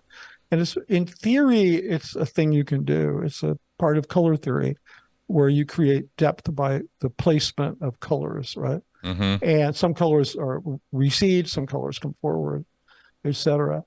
So I did the same that's thing. so funny because that smacks to me of trying to bring particle physics into a kindergarten classroom with the level of lighting and makeup and control he had on those old sets. It's like, really, you think color's going to solve this? I mean, I'm just saying, I mean, I had studied color theory when I was studying design, studying painting, and there's a guy named Johannes Itten who's kind of the modern father of color theory. He's the one, that color thing where people have four seasons. Oh, sure. Yeah. Color Me Beautiful, that whole thing. Yeah. That all comes out of Joseph Itten's theoretical work. Right. And he was a teacher at the Bauhaus, and he was really a great guy. And Hubbard because he studied a lot of stuff, he'd captured a little bit of Itten's work on color depth, though he never knew where it came from, because he just didn't know, because those theories traveled pretty far into other people's work. But because of my education, we were right back to studying Itten's original work out of, a book that costs then like $700, because all of the plates were printed on a 12 color press in Switzerland and hand pasted into the book. And so, no, literally, so you could get accurate color while you were studying about his analysis of color and learning about it. And so Hubbard had picked up on one little small part of that, and he attempted to harness it to make the set look better, which is kind of an awkward thing to do because people move around. It works really great when you're painting a set, but when you have actors that you have to shoot from different angles, like you never know what's going to be in front of what. But I kind of just followed that same pattern, and I hired a wonderful costume designer who did all of the students' costumes. I'm going to send you some. I think I may have some pictures from the. I would love if you had any stills. I'd love to see them, because I have no idea what this looks like. It really. And it would be interesting. Good. It would be interesting. Yeah. So then I ended up doing them all, but they'll do them all again anyway. Not because of me, because my name's not on them. So I don't think they'll do them because I spoke out, but. No, no, of course not. How interesting. Okay, now another topic that you had suggested we discuss, which I am very keen to get into, is the industry of death museum and Scientology and the subject of psychiatry. You have done, because you put that museum design together and sort of were the director, production designer of that whole thing, which I'm fascinated by, because I had no idea that would have been, parsed out to somebody like you directing tech films, and then you're designing that museum. But it's par for the course of the Hey You org board Miscavige kind of runs, and insiders will know what I'm talking about with that. What can you tell me about the creation of this whole thing and your research into it? Maybe we start from there. Yeah, cool. Well, take the Hey You org board thing out of it, because I'd done a bunch of other things before I got there. So I was already, it's a kind of a Renaissance person in terms that I've done design projects and I've done a bunch of different things. Did you think that was a criticism of you? No. I was a criticism, not a criticism of me, not at all. Yeah, because I didn't mean it that way. Yeah, no. I just mean the way Miscavige just points to people and says, "You do this, you do this." Actually, you're kind of right because that's Hey You org board. Yeah, no, you're right. I take that back, because the project was Mike Rinder's project, because I worked with Mike on a bunch of stuff, and he had a writer and a director on it. He was getting no support whatsoever. I was just like, I didn't want to, it's like, I thought that thing was needed. I thought the shit was going to hit the fan on it, but I tried to just kind of stay away from it. But that never worked. It never works. The shit there sprays so far, you're just going to get hit, especially if you're somebody who can do something. So yeah, Mike, I was asked to go look at the project. Mike had been sent to the hole. I didn't even know about the hole. And because that's like perfect Miscavige management style. Give somebody an impossible project, make sure you don't give them enough support to do it, and then incarcerate them in their own office. That's just, that's the way to get something done, right? So, I was asked to take it over. I went down and looked at it. And I'm like, oh my God, it's a disaster. The only way to do this is to tear it apart. So in that sense, I stopped what I was doing and got sent on to that. So that was like, Hey You org board, because it was somewhere else and then got shoved over onto me, which ultimately I didn't mind, except the schedule on it was so horrific that I developed like sleep disorders and I just had nightmares. And because I was dealing with this, just to go on record as saying I was not a fan of psychiatry before I was ever a Scientologist, and I'm still not. I think it's a field that needs a lot of reform. I'm not talking about therapists. You couldn't have two separate occupations than psychiatry and therapy. They're completely different. You've got witch doctors versus healers. Take your pick. Okay, so. Fair enough. I think I'll go with the healer. Yeah. So anyway, how did I get off so you can't really talk about the industry of death museum or CCHR without talking about Hubbard's hatred for the mental health industry and sort of where did that come from? Okay. So that's like a show in and of itself. So how did he get going on this kind of war against psychiatry? A lot of people have different theories on it. Everybody kind of assumes that. I think you and I talked about this. The letters. Yes, you were actually in doubt about those. Do you want to tell the story? Yeah, I'm really in doubt about those. So when I was not at Gold for very long, I did a film, a quote unquote public film, meaning they show it in the public spaces of orgs where anybody could, Joe Blow can just walk in there and watch it, called The Story of Book One. And it's essentially the story of how Dianetics, which they call Book One, came into existence. And it features a bunch of scenes with, a body double that we'd shoot over the guy's shoulder at the room. And then that was kind of Hubbard. It's a very awkward way to personalize somebody, but that's what you're going to do, because you're not going to hire like an actor to portray him until he's probably been dead for 100 years or something. But the two characters that are being depicted, they're Joseph Winter, who was a doctor who was on the board of directors of the original Dianetics Foundation, and then what's his name? Joseph Campbell. Joseph Campbell, who was a towering figure in the world of early science fiction. He was the editor of Astounding Magazine. He wrote a short story called Who Goes There, which was made into a film called The Thing, which is a really famous, it's been made twice, and it's a really famous sort of, it's a tent pole of science fiction, especially of horror, science fiction horror. So there's this little scenario where Hubbard says, I'm going to give it away. I have discovered this new science of the mind. I'm going to give it to the American Psychiatric Association and the American Medical. I'm going to offer it to them for free because this is just too good to sit on, right?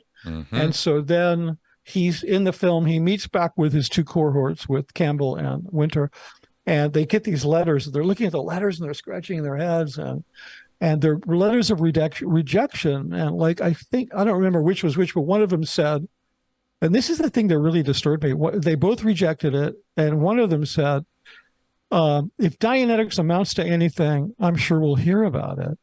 And I'm thinking, that's the weirdest thing to get in a rejection letter. For one thing, if Hubbard had actually proposed those, it's just not how the world of proposing things works. He wouldn't hear back. He just wouldn't hear back. If they're going to completely reject it, they're not going to write you back. They're just going to disregard it. Plus, just consider this. By what manner did he propose it? Was it a book? Was it a manuscript? Was it just a letter that said, I have a new science of the mind. Do you want it? What was it? I mean, whatever that proposal was, it would have been super important to Scientology. This is the proposal that he sent to the AMA and the APA that was rejected.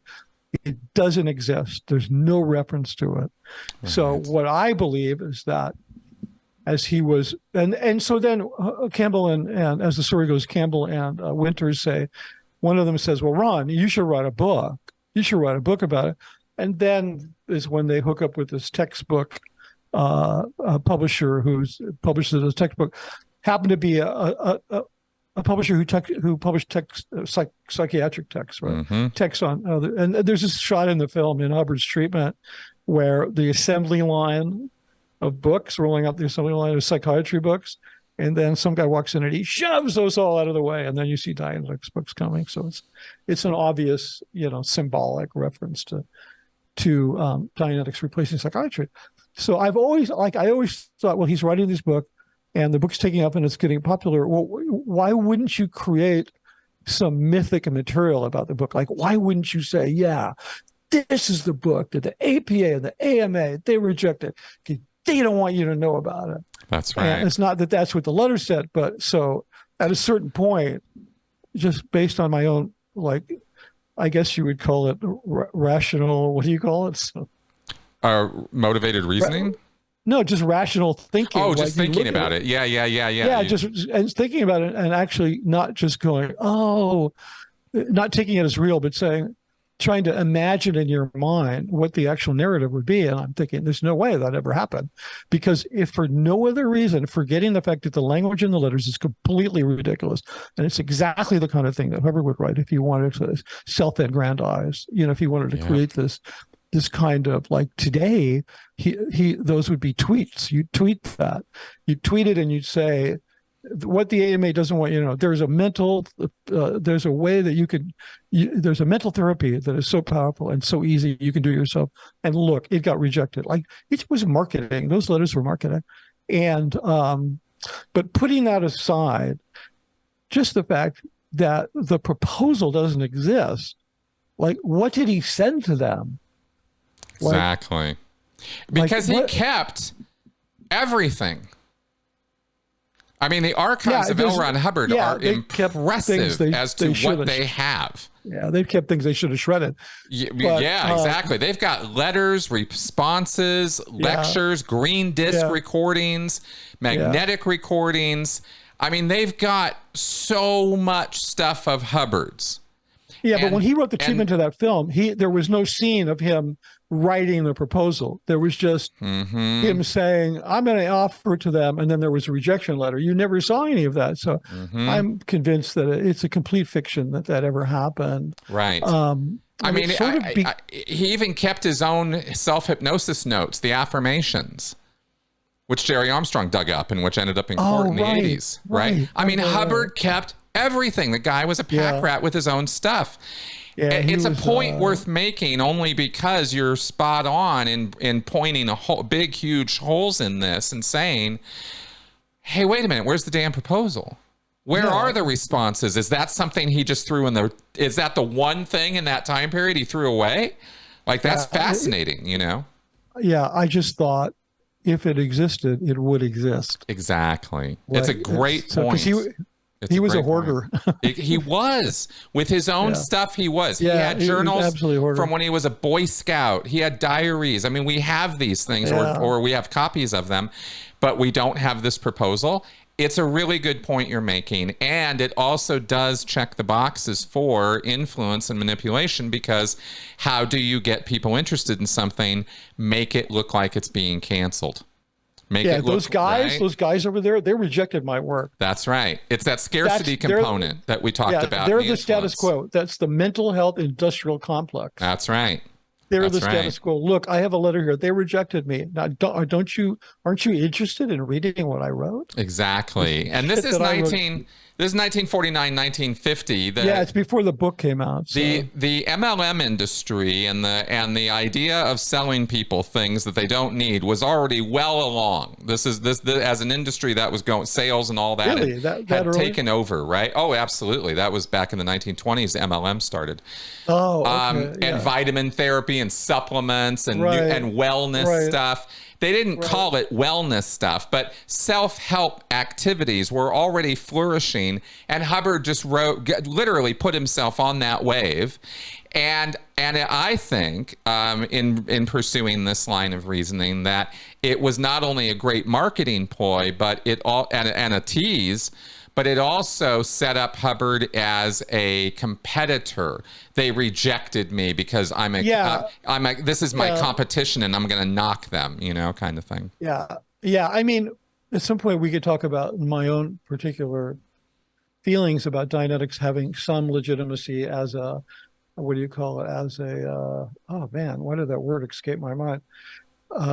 As exposure therapy. Oh, okay. As a very light form of exposure therapy, because that was an emerging therapy back then, and I think he picked up on a lot of that and kind of tried to shoehorn it, tried to just mold his own version of exposure therapy. The idea, and exposure therapy is not, from what I understand, it's not a first line therapy. It's like it's something that they go, and exposure therapy has helped a lot of people. It's like people with anxiety, and they're like either re-envisioning or actually exposing themselves to the thing that causes their anxiety. And Dianetics is a little bit of that, because you are returning mentally to something that is traumatic, and you're exposing yourself to it. Sure. It might be the only thing that has any legitimacy. I will definitely push back on that, but we don't have to have that debate now. No, but some legitimacy. I'm not even saying a lot, but I believe that it's based on exposure therapy, and I think because it's inadequate, it's also very short-lived. I mean, I'm not promoting this at all, especially the short-lived aspect of it. But my point is, we got off into this because of the anti-psychiatry thing. So a lot of people credit those letters with being, that's it, throw down the gauntlet. They rejected my stuff. This word, but I don't buy that, because there was, I think it doesn't go back to that. I'm not sure why it started. I don't think it started there. Well, when did Hubbard first, do you recall when it was that Hubbard first started talking about that? About psychiatry rejecting them and how bad they were? I only know it from the film, from the story of Study Tech, from his accounting in writing this thing. I'd have to look it up, but I'd be willing right now to bet that it happened. I'll bet he started bad-mouthing them after the bad reviews of Dianetics that were coming out of the medical profession. Too. What year was the FDA raid? Oh, that wasn't until the 63. But in 1950, late 1950 and early 1951 is when Hubbard started getting lambasted in major media. that Dianetics itself as a topic, as a subject, started getting very real criticism from respected scientists and psychologists. And I think that's when Hubbard dreamed up this story and started spreading it around. Yeah, and also that was around the time of the Alaska Mental Health Enabling Act. Mm-hmm.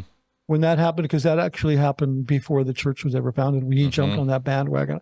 That's a pretty complex story, but that actually is kind of worth going into because it was such a horrible crime that L. Ron Hubbard specifically committed in trying to destroy what was intended to be to end corruption in Alaska, mental health corruption, and actually bring some real help to the indigenous people of the Alaska Territory.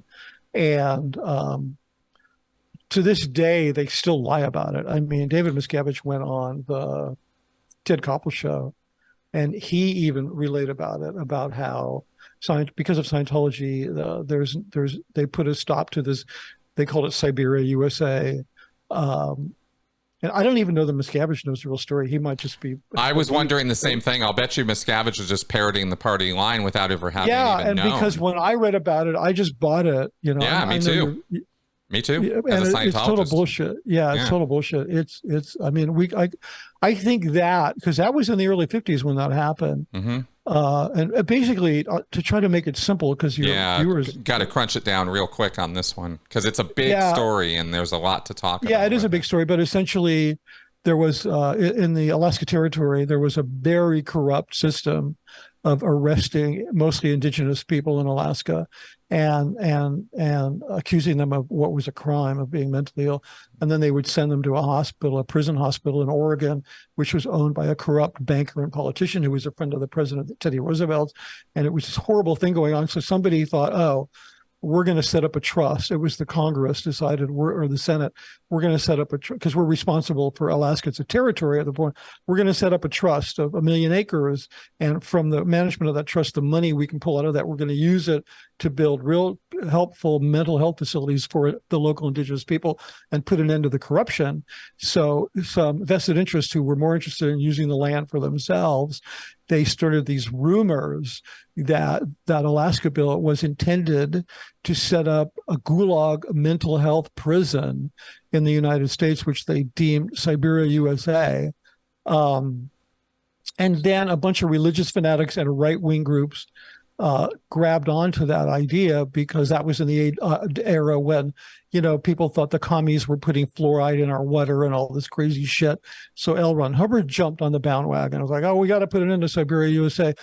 All they did was they caused a corrupt system that was exploiting the indigenous people of Alaska to continue, like the kind of thing that they say is their mission to put an end to. They enabled this to happen.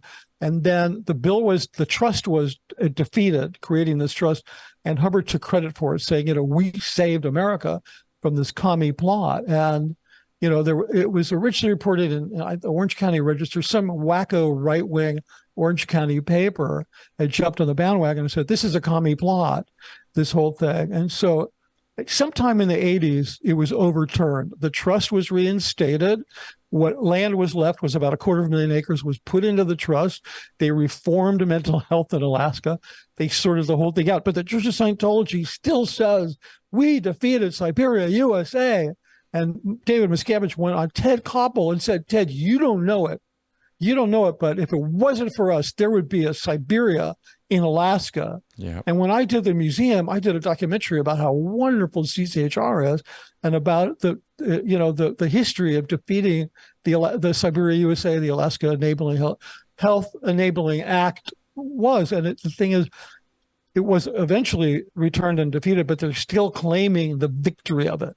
It's one of their tentpole stories that they'll tell you. That's right. It's an old story. Hubbard referenced it in more than a couple of lectures that he gave over the years. That's how I first heard about it. Then it was propagandized at our events. Yeah, it's absolute bullshit. David Miscavige went on Ted Koppel and said, did you know, Ted, that if it wasn't for the Church of Scientology, you could be sent to a mental health prison just for having an argument with somebody?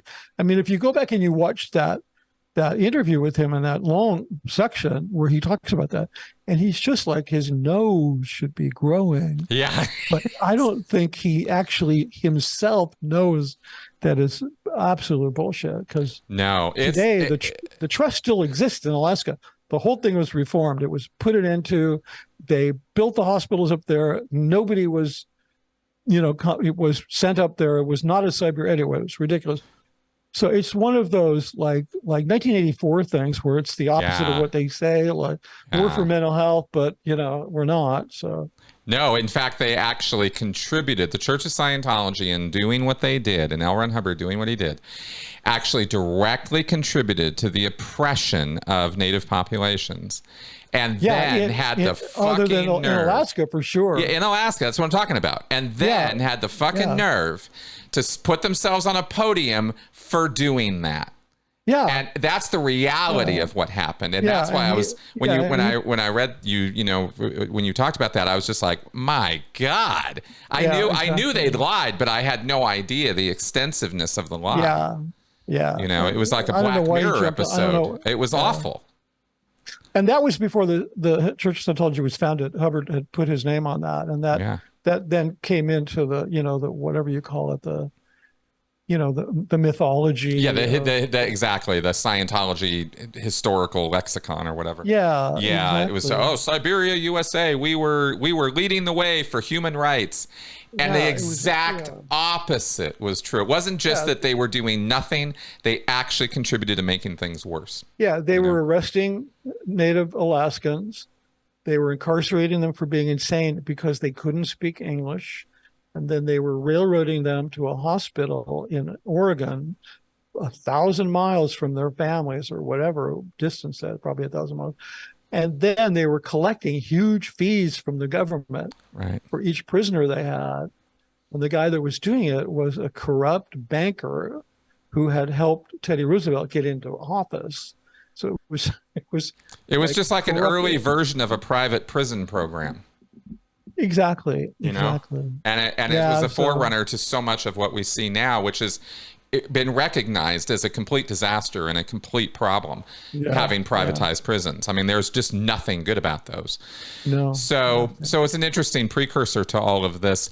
But I think that's kind of in the mix of that war, that Alaska thing. Yeah. It kind of fixed it there. But I think you're right. It was those reviews which were scathing. Oh, they were trashing Dianetics. Yeah. And in fact, one of them even correctly called out the fact that this has, without using the word, really highlighted the cult possibilities, the potentials of a cultic following being built up around this thing. And, talk about, accurate predictions. And that was back in, I think it was November 1950 when those quotes were coming out. So and there was no Church of Scientology. So. And then, of course, Hubbard in the next book, Science of Survival, comes up with PDHing and this whole sort of anti-psychiatry flavor to what he's talking about. And again, as I'm sure you'll go over, not all of what he had to say was wrong. Psychiatry in 1950 was brutal. It was brutalizing people. Yeah, MK Ultra. Well, that was a couple of decades later, but that was really the CIA. But it was the electric shocks, the lithium, the transorbital leucotomies that Hubbard described. Those were real things. Yeah. And there has been reform and change. And I'm not at all going to sit here and defend everything about psychiatry because I can't. Some of it is indefensible. And to this day, I have problems too. And I voice some of those. Right. But we're going to talk about Hubbard and psychiatry here. So please let me stop interrupting you and carry on. Yeah, it's no problem. I'm so fascinated by what you're saying. But I mean, the museum, I wish that you and I could go with a camera crew and walk through the museum. Yeah. And I could say, now you see this is total bullshit.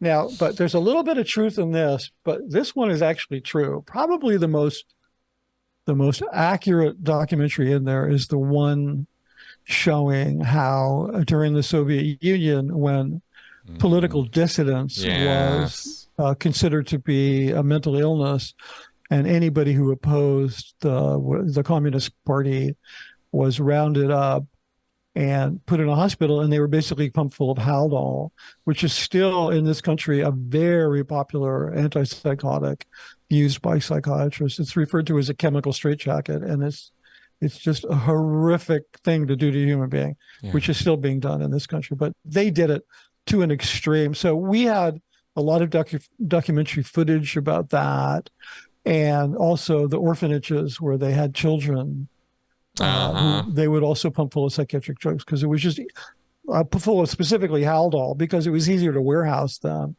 We had shots of kids in the Soviet Union, orphans, that were literally chained to their beds and just pumped full of medicine. So it's terrible. So no, in those films, I remember watching, I consumed all of that when I was in Scientology, by the way. I read the books. There were 2 books that were written by CCHR people, and there was The Industry of Death. There were the documentaries. I consumed all of that because I was absolutely fascinated by all of it when I was in. It wasn't true crime for me. It was more like, it wasn't that kind of fascination. It was more a fascination of know your enemy. And that was, and as a Sea Org member, I considered these people my enemy. And those documentaries were giving me all the ammunition I needed to rationalize that belief. Yeah. I mean, I'll tell you something funny that I don't know how funny it is. It's kind of tragic. There was at least one nursing school in Los Angeles that had the museum on its curriculum. That at one point the nursing students would have to go to fulfill a requirement, a curriculum requirement. They'd have to march through there. You'd just like, I mean, people puked at that museum. Yeah, I remember the reaction shots because Scientology was popularizing it, actually, and I remember that nursing thing because I remember that specifically because that was a real thing. Yeah, because the student nurses were going through there, and the reaction shots of them watching these documentaries or watching these videos was like, oh my God, what? There's the door you walk in when you first enter the museum off the lobby. And you enter into my idea. You go into a replica of a padded cell. I mean, even the TV monitor has like a screen over it in case you're gonna, you can't throw your feces at it, but or whatever craziness would go on there. And that's where the first video is. And I used to say, like, right outside that door, you should just have a little slot full of like air sickness bags, so you can. Anyway. Yeah, it was bad. Yeah, so it was bad. So I wish we could walk through there. It would be fun. Would you basically agree that, I mean, to summate the entire experience of the Industry of Death Museum, I think maybe we might say, if you took every single horrifying thing that psychiatry ever did or was involved in, going all the way back to this, 1700s, when mental health and asylums were first being dealt with in England and Europe, right? Going all the way back. And you took all there. Every single thing they did and you presented it in the worst possible light with the purpose of showing that they never wanted to help, they never meant to help. It was all about ruthless control and money, and that's all the narrative that there is. That's kind of how it presents it. Yeah, that's real. That's pretty accurate. Yeah. When of course the reality is there are nuances to every bit of this. Oh yeah, absolutely. I know some people who consider that psychiatric medication has transformed their lives and saved their lives. Yeah. I know people who have had severe breakdowns and don't think that they'd be alive if they hadn't spent time in a psychiatric ward. Some of them are better than others. Some of them are horribly broken. So yeah, it's sort of like, you don't know what you're going to get when you fall into that industry. You really don't. That's right.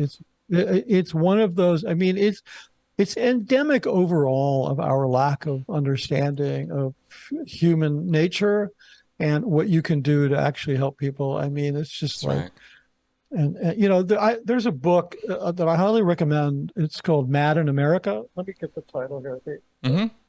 written by Robert Whitaker. He's a science writer, and it's basically the history of schizophrenic in America. But the title of the book is Mad in America, Bad Science, Bad Medicine, and the Enduring Mistreatment of the Mentally Ill. Mm-hmm. And it's a really good book, and I use that. That was the central source. And I tried to get Robert Whitaker on camera for an interview. He's a very noted science writer, but he didn't want to have anything to do with us. Yeah, I wonder why.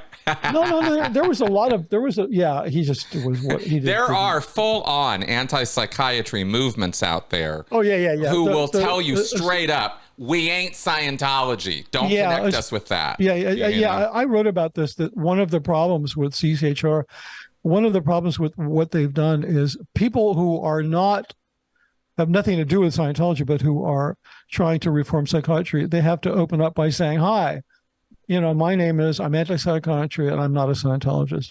That's right.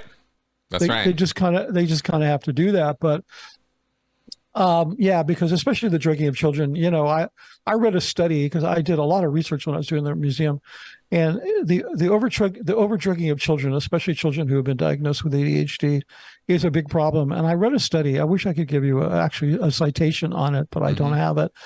That they took, I don't remember how many kids, but a large cohort of kids who were diagnosed with ADHD and put on Ritalin or Ritalin type drugs.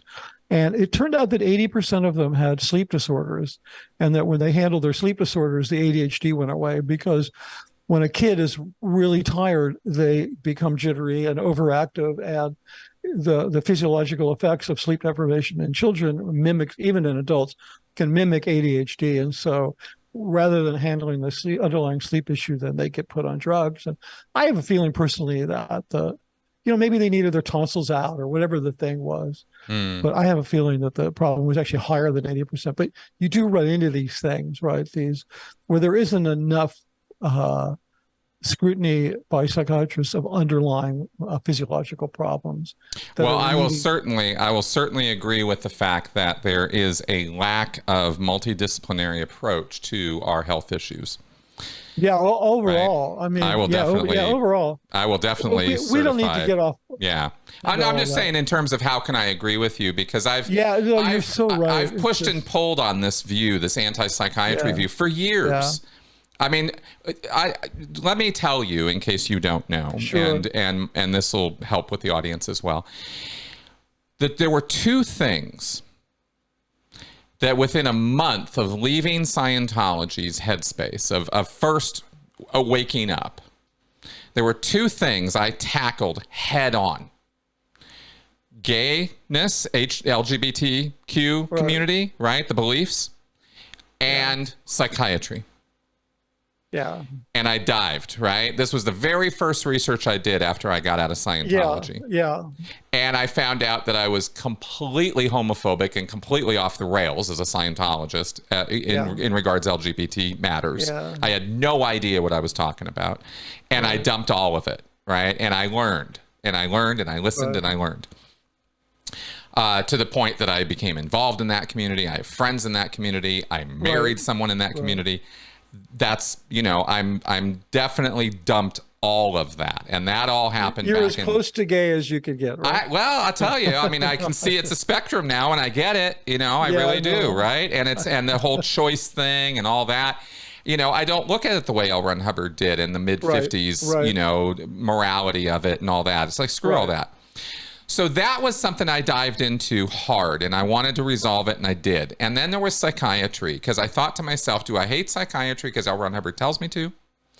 Or because there's something really awful about it, right? Or is it a mixture of both? Or what's the problem? What's the deal? And I dived into having consumed all the anti-psychiatry literature Scientology had to offer, literally everything.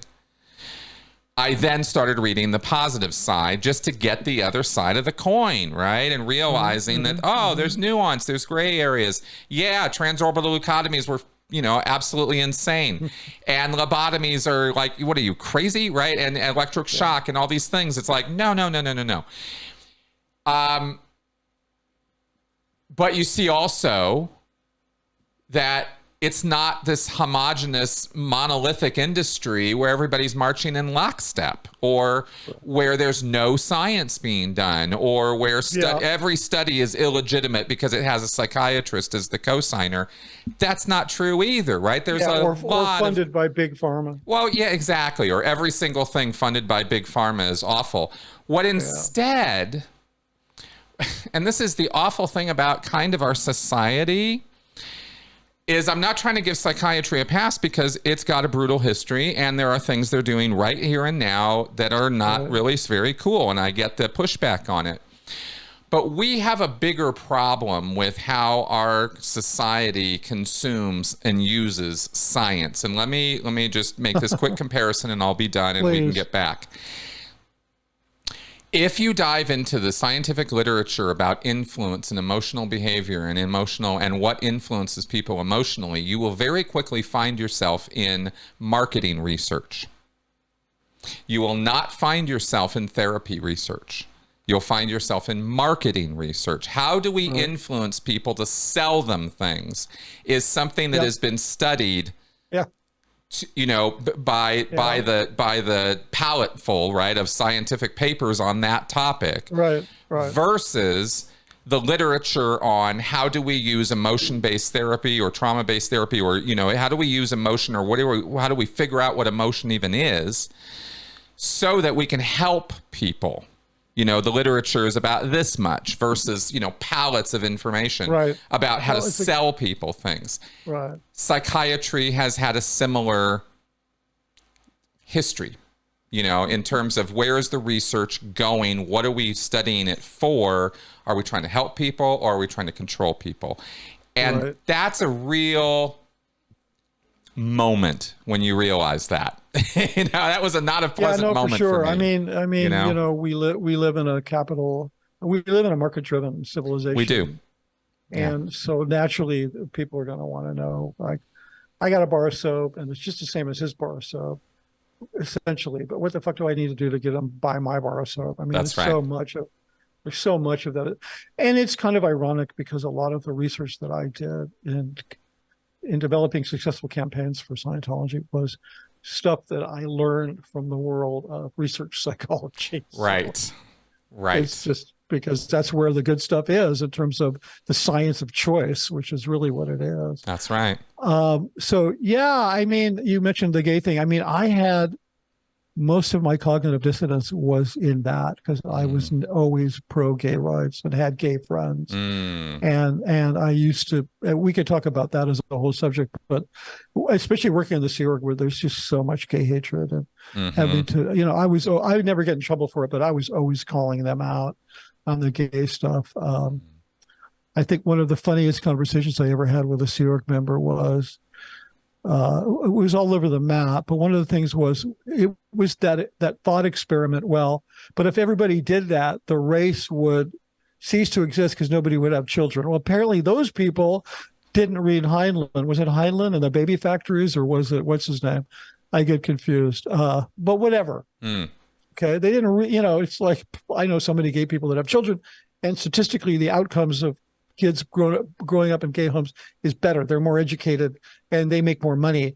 And she said this to me, but that if everybody did it, that would be the end of the race. Well, and I said to her, but if everybody joined the Sea Org, that would be the end of the race because you all don't have children. And so I'm like, you tell me, if you're going to use that as an argument, what's the difference between being in the Sea Org and being gay? Okay. That's right. I used to use the exact same argument as a Sea Org member. I would have said the exact same thing to you.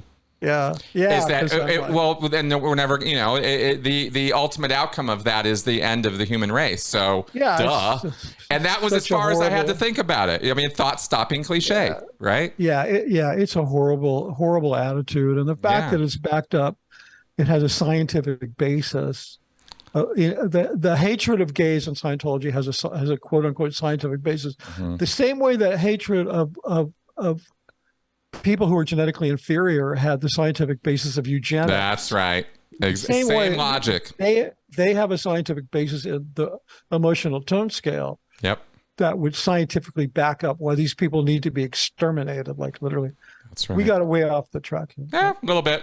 Yeah. Not too far, actually. I mean, we are talking about psychiatry and Scientology. I think those are important issues. I think those are important issues to talk about. I mean, it's just like, especially their anti-gay stance, which is just it's awful. They lie about. I mean, they're not even as forthcoming as the Mormons that are like, well, yeah, you can be gay and be a Mormon, you just can't do gay, right? Mm-hmm. I mean, I had a very dear friend who left. I'm not going to give you any details, but a gay person who left, and this person was, being handled for being gay, and they kept asking, "What did I do wrong?" Because they weren't in a relationship or having sex. They kept asking, "What did I do wrong?" They couldn't get an answer. There was no answer to what they're doing wrong, because what they were doing wrong was being gay. So that's right. Yeah, it's really tragic. I mean, I'm so glad that person left, because. Oh no! All you have to do. It's not a matter of what you did wrong. It's the fact that you exist. That's the problem in Scientology, is that you exist as that. And you don't even have to do anything. I mentioned before that I think one of the most attractive things about Scientology, like when I get in, I really needed help. I was addicted to drugs, and I needed a community, and I needed support. But I really responded to the idealism, because I think that that's a big component. And I just have to say, I'm close with a lot. I was very close with, especially everybody at CCHR in LA, with the international management of CCHR, they're not staff, they're CCHR staff, they're not Sea Org members. They're public Scientology. There's a lot of really idealistic people there that really believe that they're protecting children and protecting patients. It's not just some scam to make Scientology look better, not to them. So, and I really feel for those people, because when I've had negative experiences with psychiatrists personally, and with interviewing them and so forth. We used to call out. We would make these videos. And one of the things we would call them out for, is spending 15 minutes with a patient and then giving them a prescription. Right. And then checking back in with them 6 weeks later to see if the prescription's working, and if not, adjusting it. And boy, we thought we really had them. This is an expose, right? And I did an interview with a psychiatrist, and I mentioned this to him, and he was like startled. He's like, "That's what we do." Like, no, that's correct. You don't get it, Mitch. That's what we do. We diagnose, we give drugs, and then we adjust the drugs. That's right. And basically, it's a guess to begin with, because they're not sure which one's going to work, or blah, blah, blah, blah, blah. But, that's one thing I really wish would change, because it's just like, as you mentioned, the multidisciplinary thing. Yeah. There's kind of so many angles you need to come in at on a very distressed person.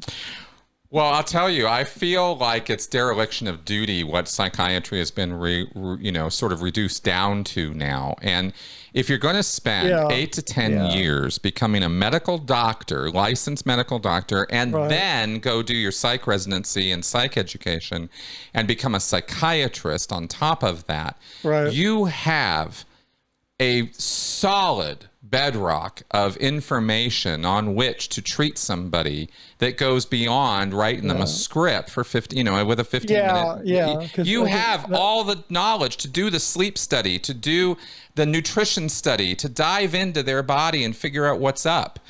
And they just don't do it. And that's the part that blows me away, is you have all this education. Yeah, right. Why aren't you using it? You know, in terms of doing therapy with people. Yeah, or then you have a clinical psychiatry. You could have clinical psychology. You could dive into you have all these different treatment modalities. They don't do that either. Yeah, there's a lot of good tools to help people. I know that for a fact. Tons. And I know that there are some psychiatrists here and there who do try to do, what, for lack of a better word, I will say a holistic approach. I don't mean some pseudoscience, alt medicine thing when I say that word. I mean going all at it, full body workup, full medical testing, there's all kinds of things they have the power to do as medical doctors. and they just don't do it. And they don't do it. That's where I get so confused about it. Because they're still shocking people and pumping them full of Haldol, so they'll shut the fuck up. Yeah, that happens. So, but maybe we could talk about some of the more wacky stuff. But getting back to Scientology's version of psychiatry, as bad as this is, Scientology makes it worse, you know? Yeah, I mean, getting back to Hubbard's battle with psychiatry, I mean, like when he went full frontal on his fight against them, you know, he started to then say, oh, they've been around for trillions of years. They're actually the cause of every problem that mankind has. Like, they're the reason that we're here on this prison planet. And he came up with this thing. I'm just looking at a note here. The Markabs, the Markabian. Yeah, who are the Markabians? Well, the Markabians, they are the most active civilization in, I guess, our galaxy or the universe. Like, they're an existing civilization that is run by psychiatrists that has control over us on Earth. This stuff gets really crazy. I have notes on it here, but I'm not really finding them. And so people need to realize it's not just an opinion like we think kids are being overdrugged and electroshock is bad. And this is being brought to you by the same people who used to perform lobotomies out of a lobotomy mobile, which was a real thing. A guy who he'd drive around neighborhoods, and husbands who were upset that their wives were too uppity, they just get their wife a lobotomy. Yeah. But it goes back to this crazy, space opera stuff that we're basically being controlled by this other civilization, the Markabs. Did you ever read the Farsec reference? No. Okay, so you haven't seen that then. Okay, are you aware of it? No. It doesn't ring a bell. Well, let me tell you a little bit, because since this is not familiar to you, and you're bringing up Markabians and the whole track stuff, the stuff, past life, space civilization stuff. I have not read this reference. I never was exposed to it when I was in Scientology, because it is an extremely high-level confidential reference that you'd have to dig up on SIR in order to find it, their computer system. Right. And you may not have ever even had clearance to read it, but psychiatry apparently originates from the planet Farsec. No, I did not. Yeah. I don't think it's because I didn't have the clearance. I just think I didn't have the opportunity. Didn't go look it up. Yeah, probably true, because you seem to have a pretty wide clearance up there. You read all kinds of stuff. I did the restoration of all the confidential films. So right. Yeah, it's a one of those things. It's as difficult and rare to find or find reference to as the Duke of Chug references, right? Yeah, it's like this very minutia. I've read about the Duke of Chug, a reference to computer systems. Yes, so you did see that. Yeah, I read about Chug. Yeah. So it's about that level, right? It's like a handful of people have been exposed to this, right? Very, very, very few people in Scientology know I think everybody anything. In Incom, right? Everybody. No, how many people are in Incom? About 20? Yeah. I mean, there's not that many people. Probably, yeah, and it's never been that big. Incom has always been tiny. Yeah, so, you're right. I never. Yeah, and I mean, very few people in the Scientology world. I have said that OT3 is learned about by about 5% of Scientologists. That sounds about right. Yeah, you get 1 in 20, right? I think 1 in maybe, out of all the Scientologists who have ever lived, I think it's probably about 1 in 20,000 that have seen the Chug reference. You know what I'm saying? Like, it's a small number of people. Same with the Farsec one. So I can't quote from it because it's never been leaked. We've only heard about it. But it's this planet Farsec. That's where the psychs come from. And they have been around for millions and billions and trillions of years doing in this universe. Yeah. Yeah, like every problem we have is caused by these psychiatrists. Yeah. And then there was, I have he described the Markabians of consisting of various planets, united into a very vast civilization, which has come forward up through the last 200,000 years. He basically describes them as a civilization that contains automobiles, business suits, fedora hats, telephones, spaceships. The civilization which almost looks like an exact duplicate, but is worse than the standard U.S. civilization. Right. So yeah, so this, and then there was Smersh. You remember Smersh? Yeah. Why don't you tell us what you know about Smersh? Because I've gotten this a little wrong in the past. But what? I've gotten it a little bit wrong in the past. Go ahead and tell us. What I know about Smersh is like old time Sea Org members would kind of talk about stuff, but the word Smersh, it was actually a real thing that the Russians invented. It was actually a real intelligence operation. And then Ian Fleming, who wrote the James Bond books, he used Smersh as the evil villain, the billions, And then Hubbard, I actually wrote a note here. He claims that there's a secret cabal that controls all of the banking interest on Earth, which is called Smersh, and which was originally coined by Joseph Stalin in Russia. That term, the original Smersh operation, was actually a Stalinist thing, and so Hubbard believed, he put forward, that Smersh controls the world's banking system, and they do so with psychiatry. Right.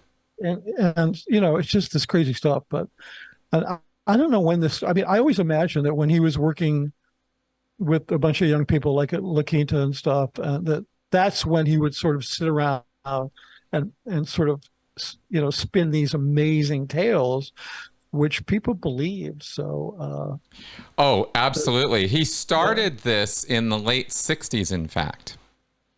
That would make sense. Yeah, this all came out of a kind of, if I only have a sequence of events, I don't know how how correlated or connected these dots are. Right.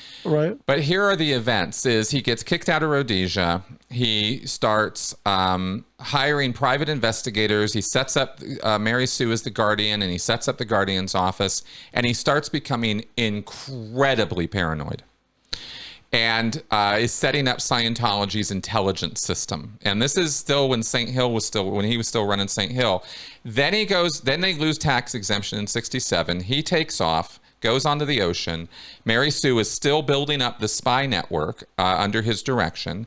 And by 1968-69, he's writing about international conspiracies. In 1967, he does RJ-67, where he talks about the bankers. Right.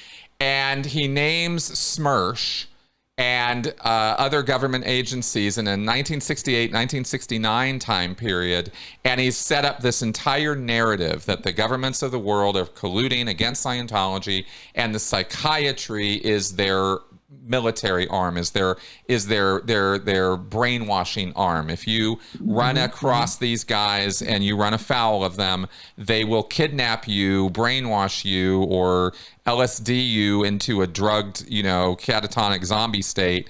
And he names some names of examples of this. I think he said Henry Luce's wife, the Time magazine owner, publisher, was a victim of this. And this is the story. And that's all started in that couple-year time period, concurrent with the building up of the Sea Org and the start of Freedom Magazine in 1969, where he starts publishing this stuff in writing. And that's where all of Scientology's conspiracy theories come from. Wow. Interesting. Yeah. And he just carried on the narrative through the 1970s. And by 1980, he was absolutely convinced the FBI was infiltrating Scientology, was infiltrating LA Org, was taking over the mission network, was taking his money. He was so paranoid. He saw Martians and FBI agents everywhere, which ironically was his own definition of type 3, of psychotic. Yeah. And he was doing it. Yeah. Well, I think the big takeaway is that when you drive by the Museum of Death, the Industry of Death Museum, when you think about Scientology's opposition to psychiatry, you have to remember that it also includes these kinds of completely outrageous conspiracies and urban myths and stuff. Yeah. So it's not just a simple thing of we're against shock treatment and the overdrugging of children. That's right. And that's what sets them apart from the other anti-psychiatry groups. Of course. Yeah, of course. Yeah. And I think that's one of the reasons why the other groups are like, get the hell away from me, right? Because they don't want to have anything to do with CCHR. Yeah. It's really interesting. Yeah, they very smartly left the Smersh portion out of the museum. So Right. Well, anyway. How interesting. I'm curious, when you were putting all that stuff together, designing the layout of the museum, designing the contents of the museum, and really kind of being the production designer on the whole thing, at least as I understand how that term is used. Yeah. Who is your approval person? Does this all go straight to Miscavige, or were there layers to this? No. It was just, here it is. Miscavige goes, looks great. Let's do it. Yeah, 100%. No, I was, yes, I wrote about it in my book about the whole thing. No, he was actually quite helpful during the whole thing. Wow. In terms of, not in terms of providing editorial help in terms of writing, but in terms of, he was desperate. That thing needed to get fixed. I mean, the thing was a disaster, and they were shutting down two blocks of Sunset Boulevard, like on a Saturday night, I think it was. Yep. You could look it up. It was December 17th, 2004 or 5. I'm not remember the opening. But okay, so get this, Chris. It takes a year to get a permit to close down 2 blocks of Sunset Boulevard on a weekend. Probably any time. You need to apply for that permit a year in advance. And he'd already made the announcement. Well, Mike had actually made the announcement at the IS event that the thing was going to open on December, December 17th, or maybe they Friday. That was a Friday.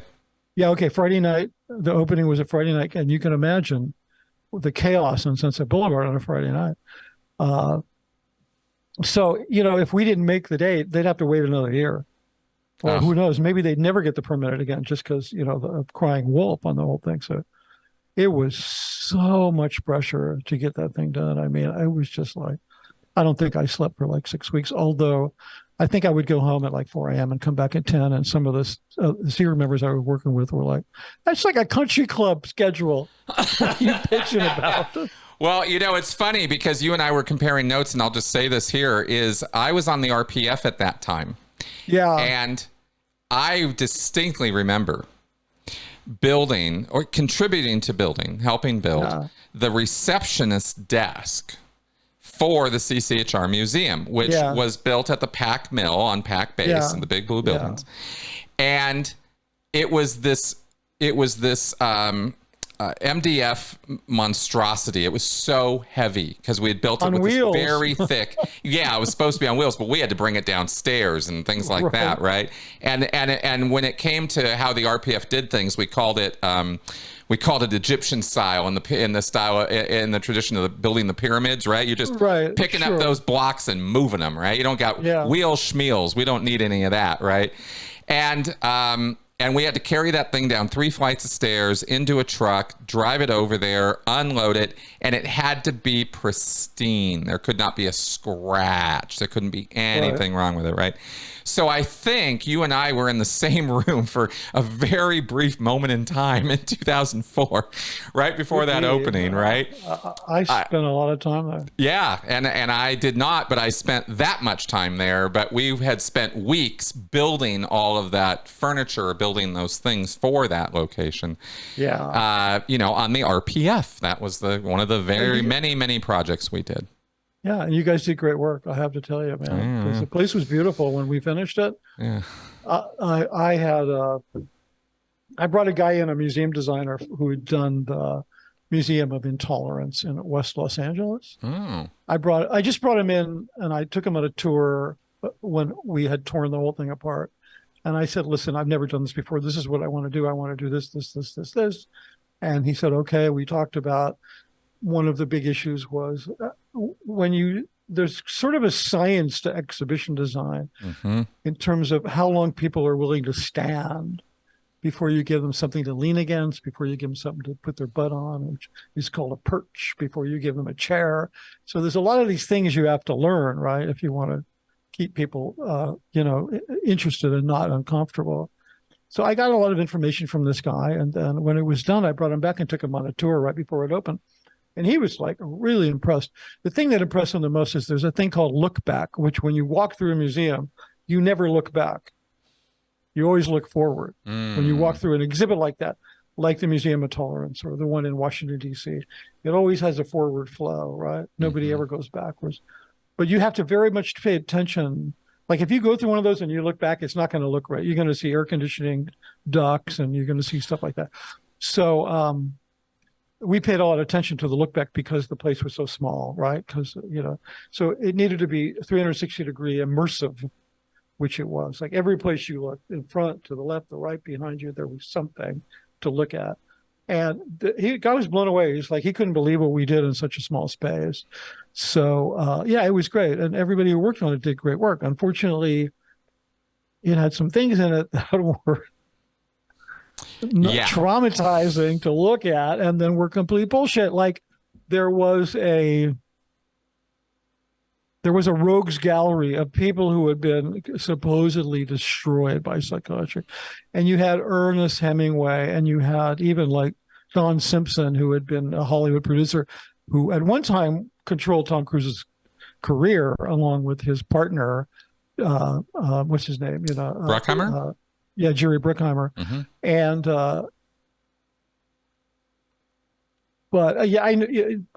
Don Simpson didn't fucking die at the hands of psychiatry. He had snorted so much coke that he sat on the toilet and fucking had a heart attack. Okay, so, I mean, it's a really well-known story. And he had actually been in Scientology for a while. He was clear, Don Simpson. Really? And, yeah, absolutely. And he had really that's nice one I didn't know. This is a whole, and Miscavige knew him because he knew those guys because he was hanging out on the set of, those guys did Days of Thunder and Top Gun. Right. That's right. So Simpson and Bruckheimer were the producers of the 80s. Oh, yeah. Simpson, Bruckheimer. And then Don Simpson died. Yeah, they actually rose to fame. They were at Paramount. This is just like nothing to do with what we're talking about. But they were actually had a producing deal at Paramount. And Paramount wanted to dump them because they didn't like them. So they said, let's find a script that we know is just the kiss of death. So they gave them a little unknown film called Flashdance. and to their credit, they took this shitty little script and they made this really wonderful trend-setting film. And that put them on the map because Paramount was entirely wrong about them. And then Don Simpson did Jerry Bruckheimer. I'm going to get fucking murdered for saying this shit. Don Simpson did Jerry Bruckheimer a big favor and he just decided to check out because then Bruckheimer became, one of the biggest successes, everything Michael Bay ever did almost, and, all the Pirates of the Caribbean films and like he's the producer National on Treasure. those. Right. Oh yeah. He's just like, a major dude. But yeah, Don Simpson was in Scientology. I kind of know this because I dated a girl we lived together for a while who had been a girlfriend of Simpson's. People are going to be writing me like, how did you talk about that shit? But so I got a lot of like she would, because I got this girl into Scientology and she would say, oh, she was still friends with Simpson and like they'd have dinner or whatever. And she'd say, yeah, he showed me, he has all these Scientology books and he went clear. And, he was like living in Steve Paley's a guy from CBS, big exec. He was living in like his pool house and doing Scientology. Jesus. And he credits that with like getting his career started. And then he just went completely off the rails and just started doing lots of drugs and, wow. And, and was just like it was, anyway, whatever. Huh. So I was sort of, then my former wife worked for Simpson Bruckheimer as in the script development department as a reader, right? So then I was hearing stories from her about Don Simpson. So for some reason, like people were always giving me these stories about Don Simpson, but Simpson was absolutely in Scientology. He'd absolutely gone clear and he knew David Miscavige. Both those guys knew Miscavige. Wow. And then he had a drug problem. Interesting. Yeah, he did. I mean, he snorted a lot of coke. He really came into the office. It was kind of tragic. I mean, there's in there's a book about him, and in the book, there's an interview with the coroner who was saying, yeah, and was talking about his death and what his last meal was, and the last thing the guy ate was like Sarah, the pastries? Sarah Lee? Yeah, Sarah Lee, like the last thing he ate was like Sarah Lee pastries. And the writer was like, that's amazing that the field of forensics, medicine is like advanced so far that you could even tell the brand, right? And Wow. the forensic person, the coroner said, well, we found part of the package in his stomach. Oh God. So, Oh God. yeah, so apparently he Wow. was pretty loaded when he like eating the Sara Lee. He was just eating the whole package. Hey, listen, respect for the dead. I'm sorry, friends and family of Don Simpson. I don't mean to be a dickhead about that.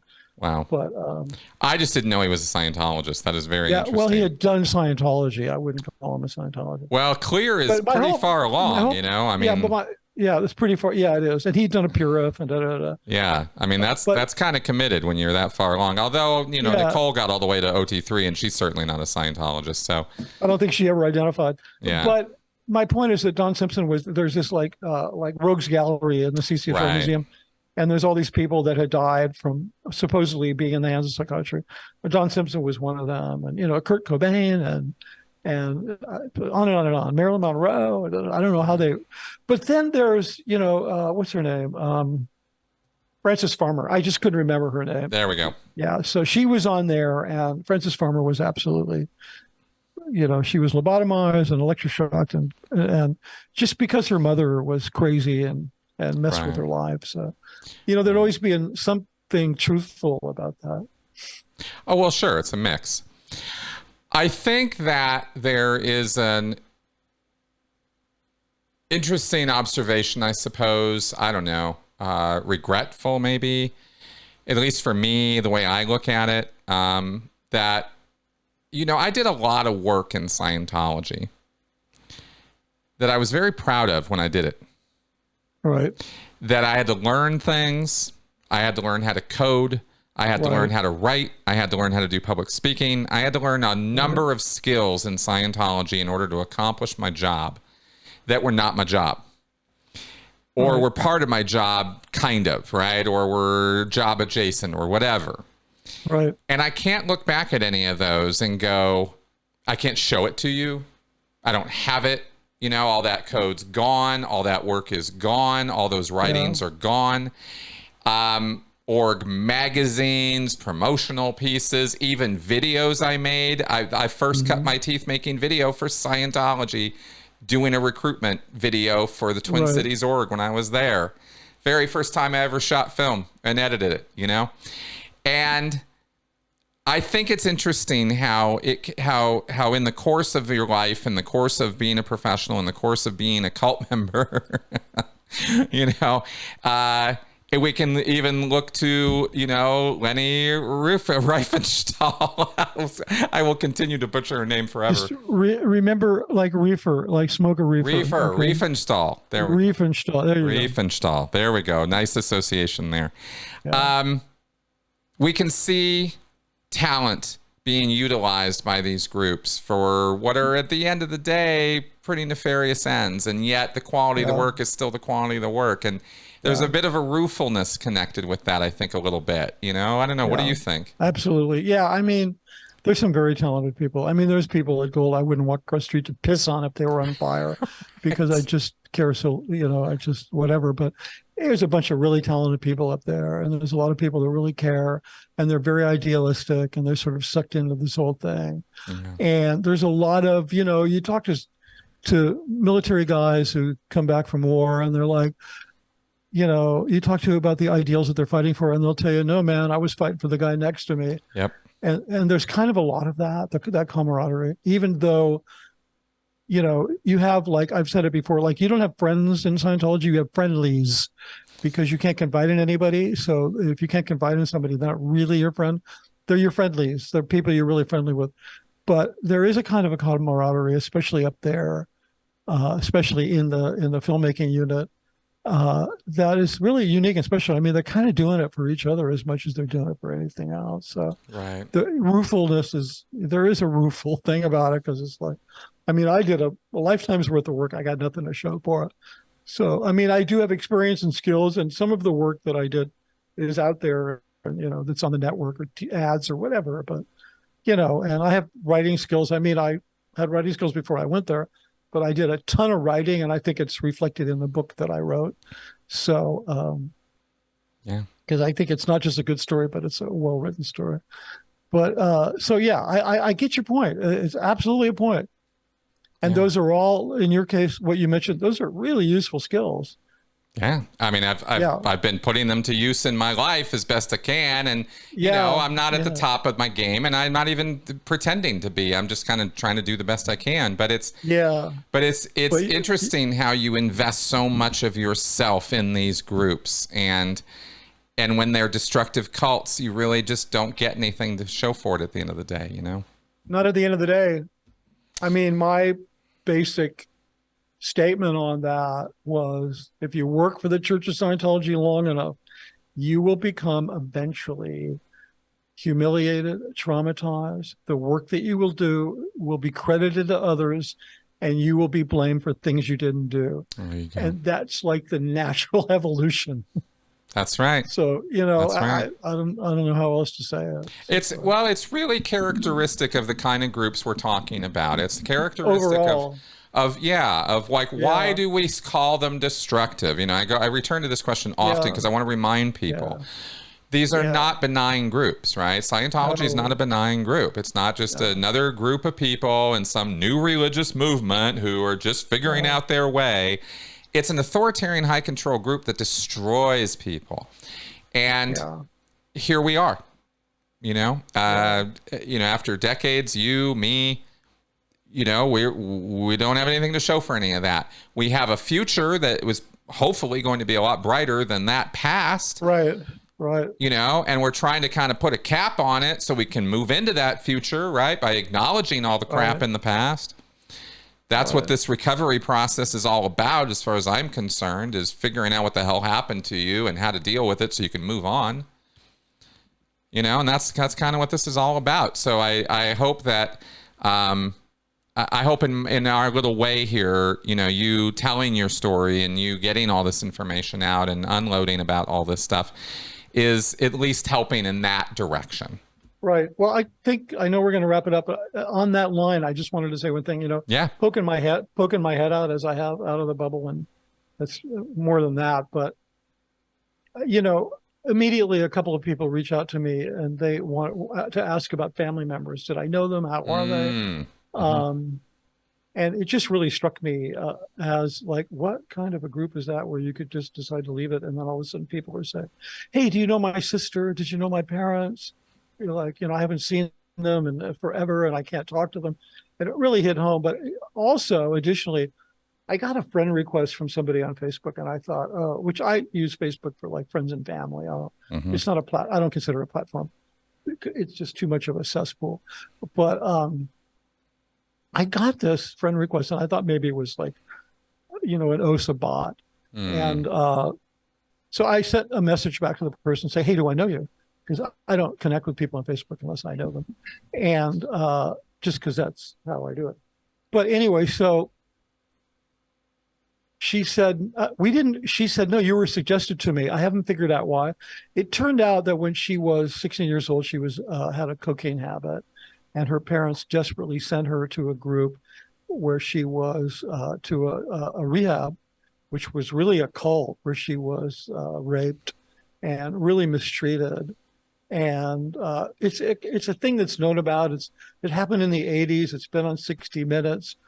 And she told me about some other people that she is associated with who are also survivors of the cult.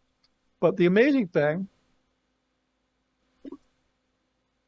she said, "Look, we watch the Scientology stuff. We watch the other stuff because it helps us, because we don't have a platform. We're just such a small, tiny segment." And she said that she watches the Scientology stuff, and she's like, "Wow, same story, different day." Like, especially in terms of not the sexual abuse, because there's not a lot of that in Scientology. It's a very sex negative Scientology is dangerous in terms of the way it controls people's sexual behavior, not so much in terms of abuse. I mean, Danny Masterson's an outlier, and there have been a lot of sexual abuse in Scientology, but it's not its thing, right? No, it's not we can certainly say it's not a dogmatic principle like it is in so many other groups. Yeah, it's not. It's a very sex negative organization. That's right.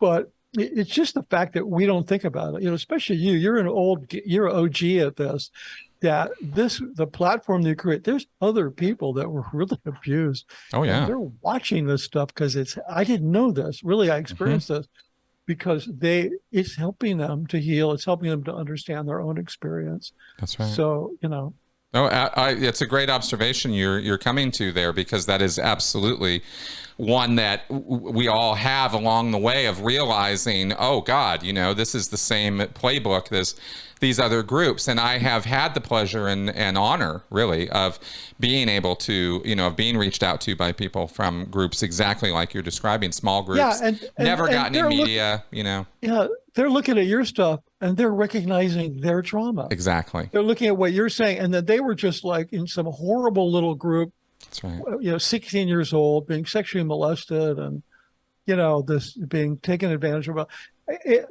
This particular group is part of this. What do you call it? The troubled teen industry. It was kind of part of that whole thing. So it's important work. It's good work, to be, because you're inadvertently helping a lot of people. Yeah, that's the whole. Thank you. And yes, that is absolutely true. Yeah. Well, perhaps your story then will be part of that healing for other people. Yeah, I hope so. Yeah, very much so. I hope so too. And with that, we will go ahead and call it quits for today. I still have 2 pages of questions to ask you about of other things, so I know we are going to talk again. Right. But yeah, we think we've reached a good place today. So thank you, Mitch, for sitting down with me and your contributions here today. I appreciate the opportunity to talk to you, Chris. It's always a pleasure. You bet. Absolutely. And folks out there, I hope you found this entertaining, informative, educational. That's the whole point of this channel. And if you want to support the channel, of course, you can sign up with Patreon, PayPal, Venmo, whatever. Links are in the description section below. I've now created a LINKTREE, so you got one link to rule them all. It's everything you can get to from there. So check that out. And on that happy note, I will see you guys soon. Bye-bye.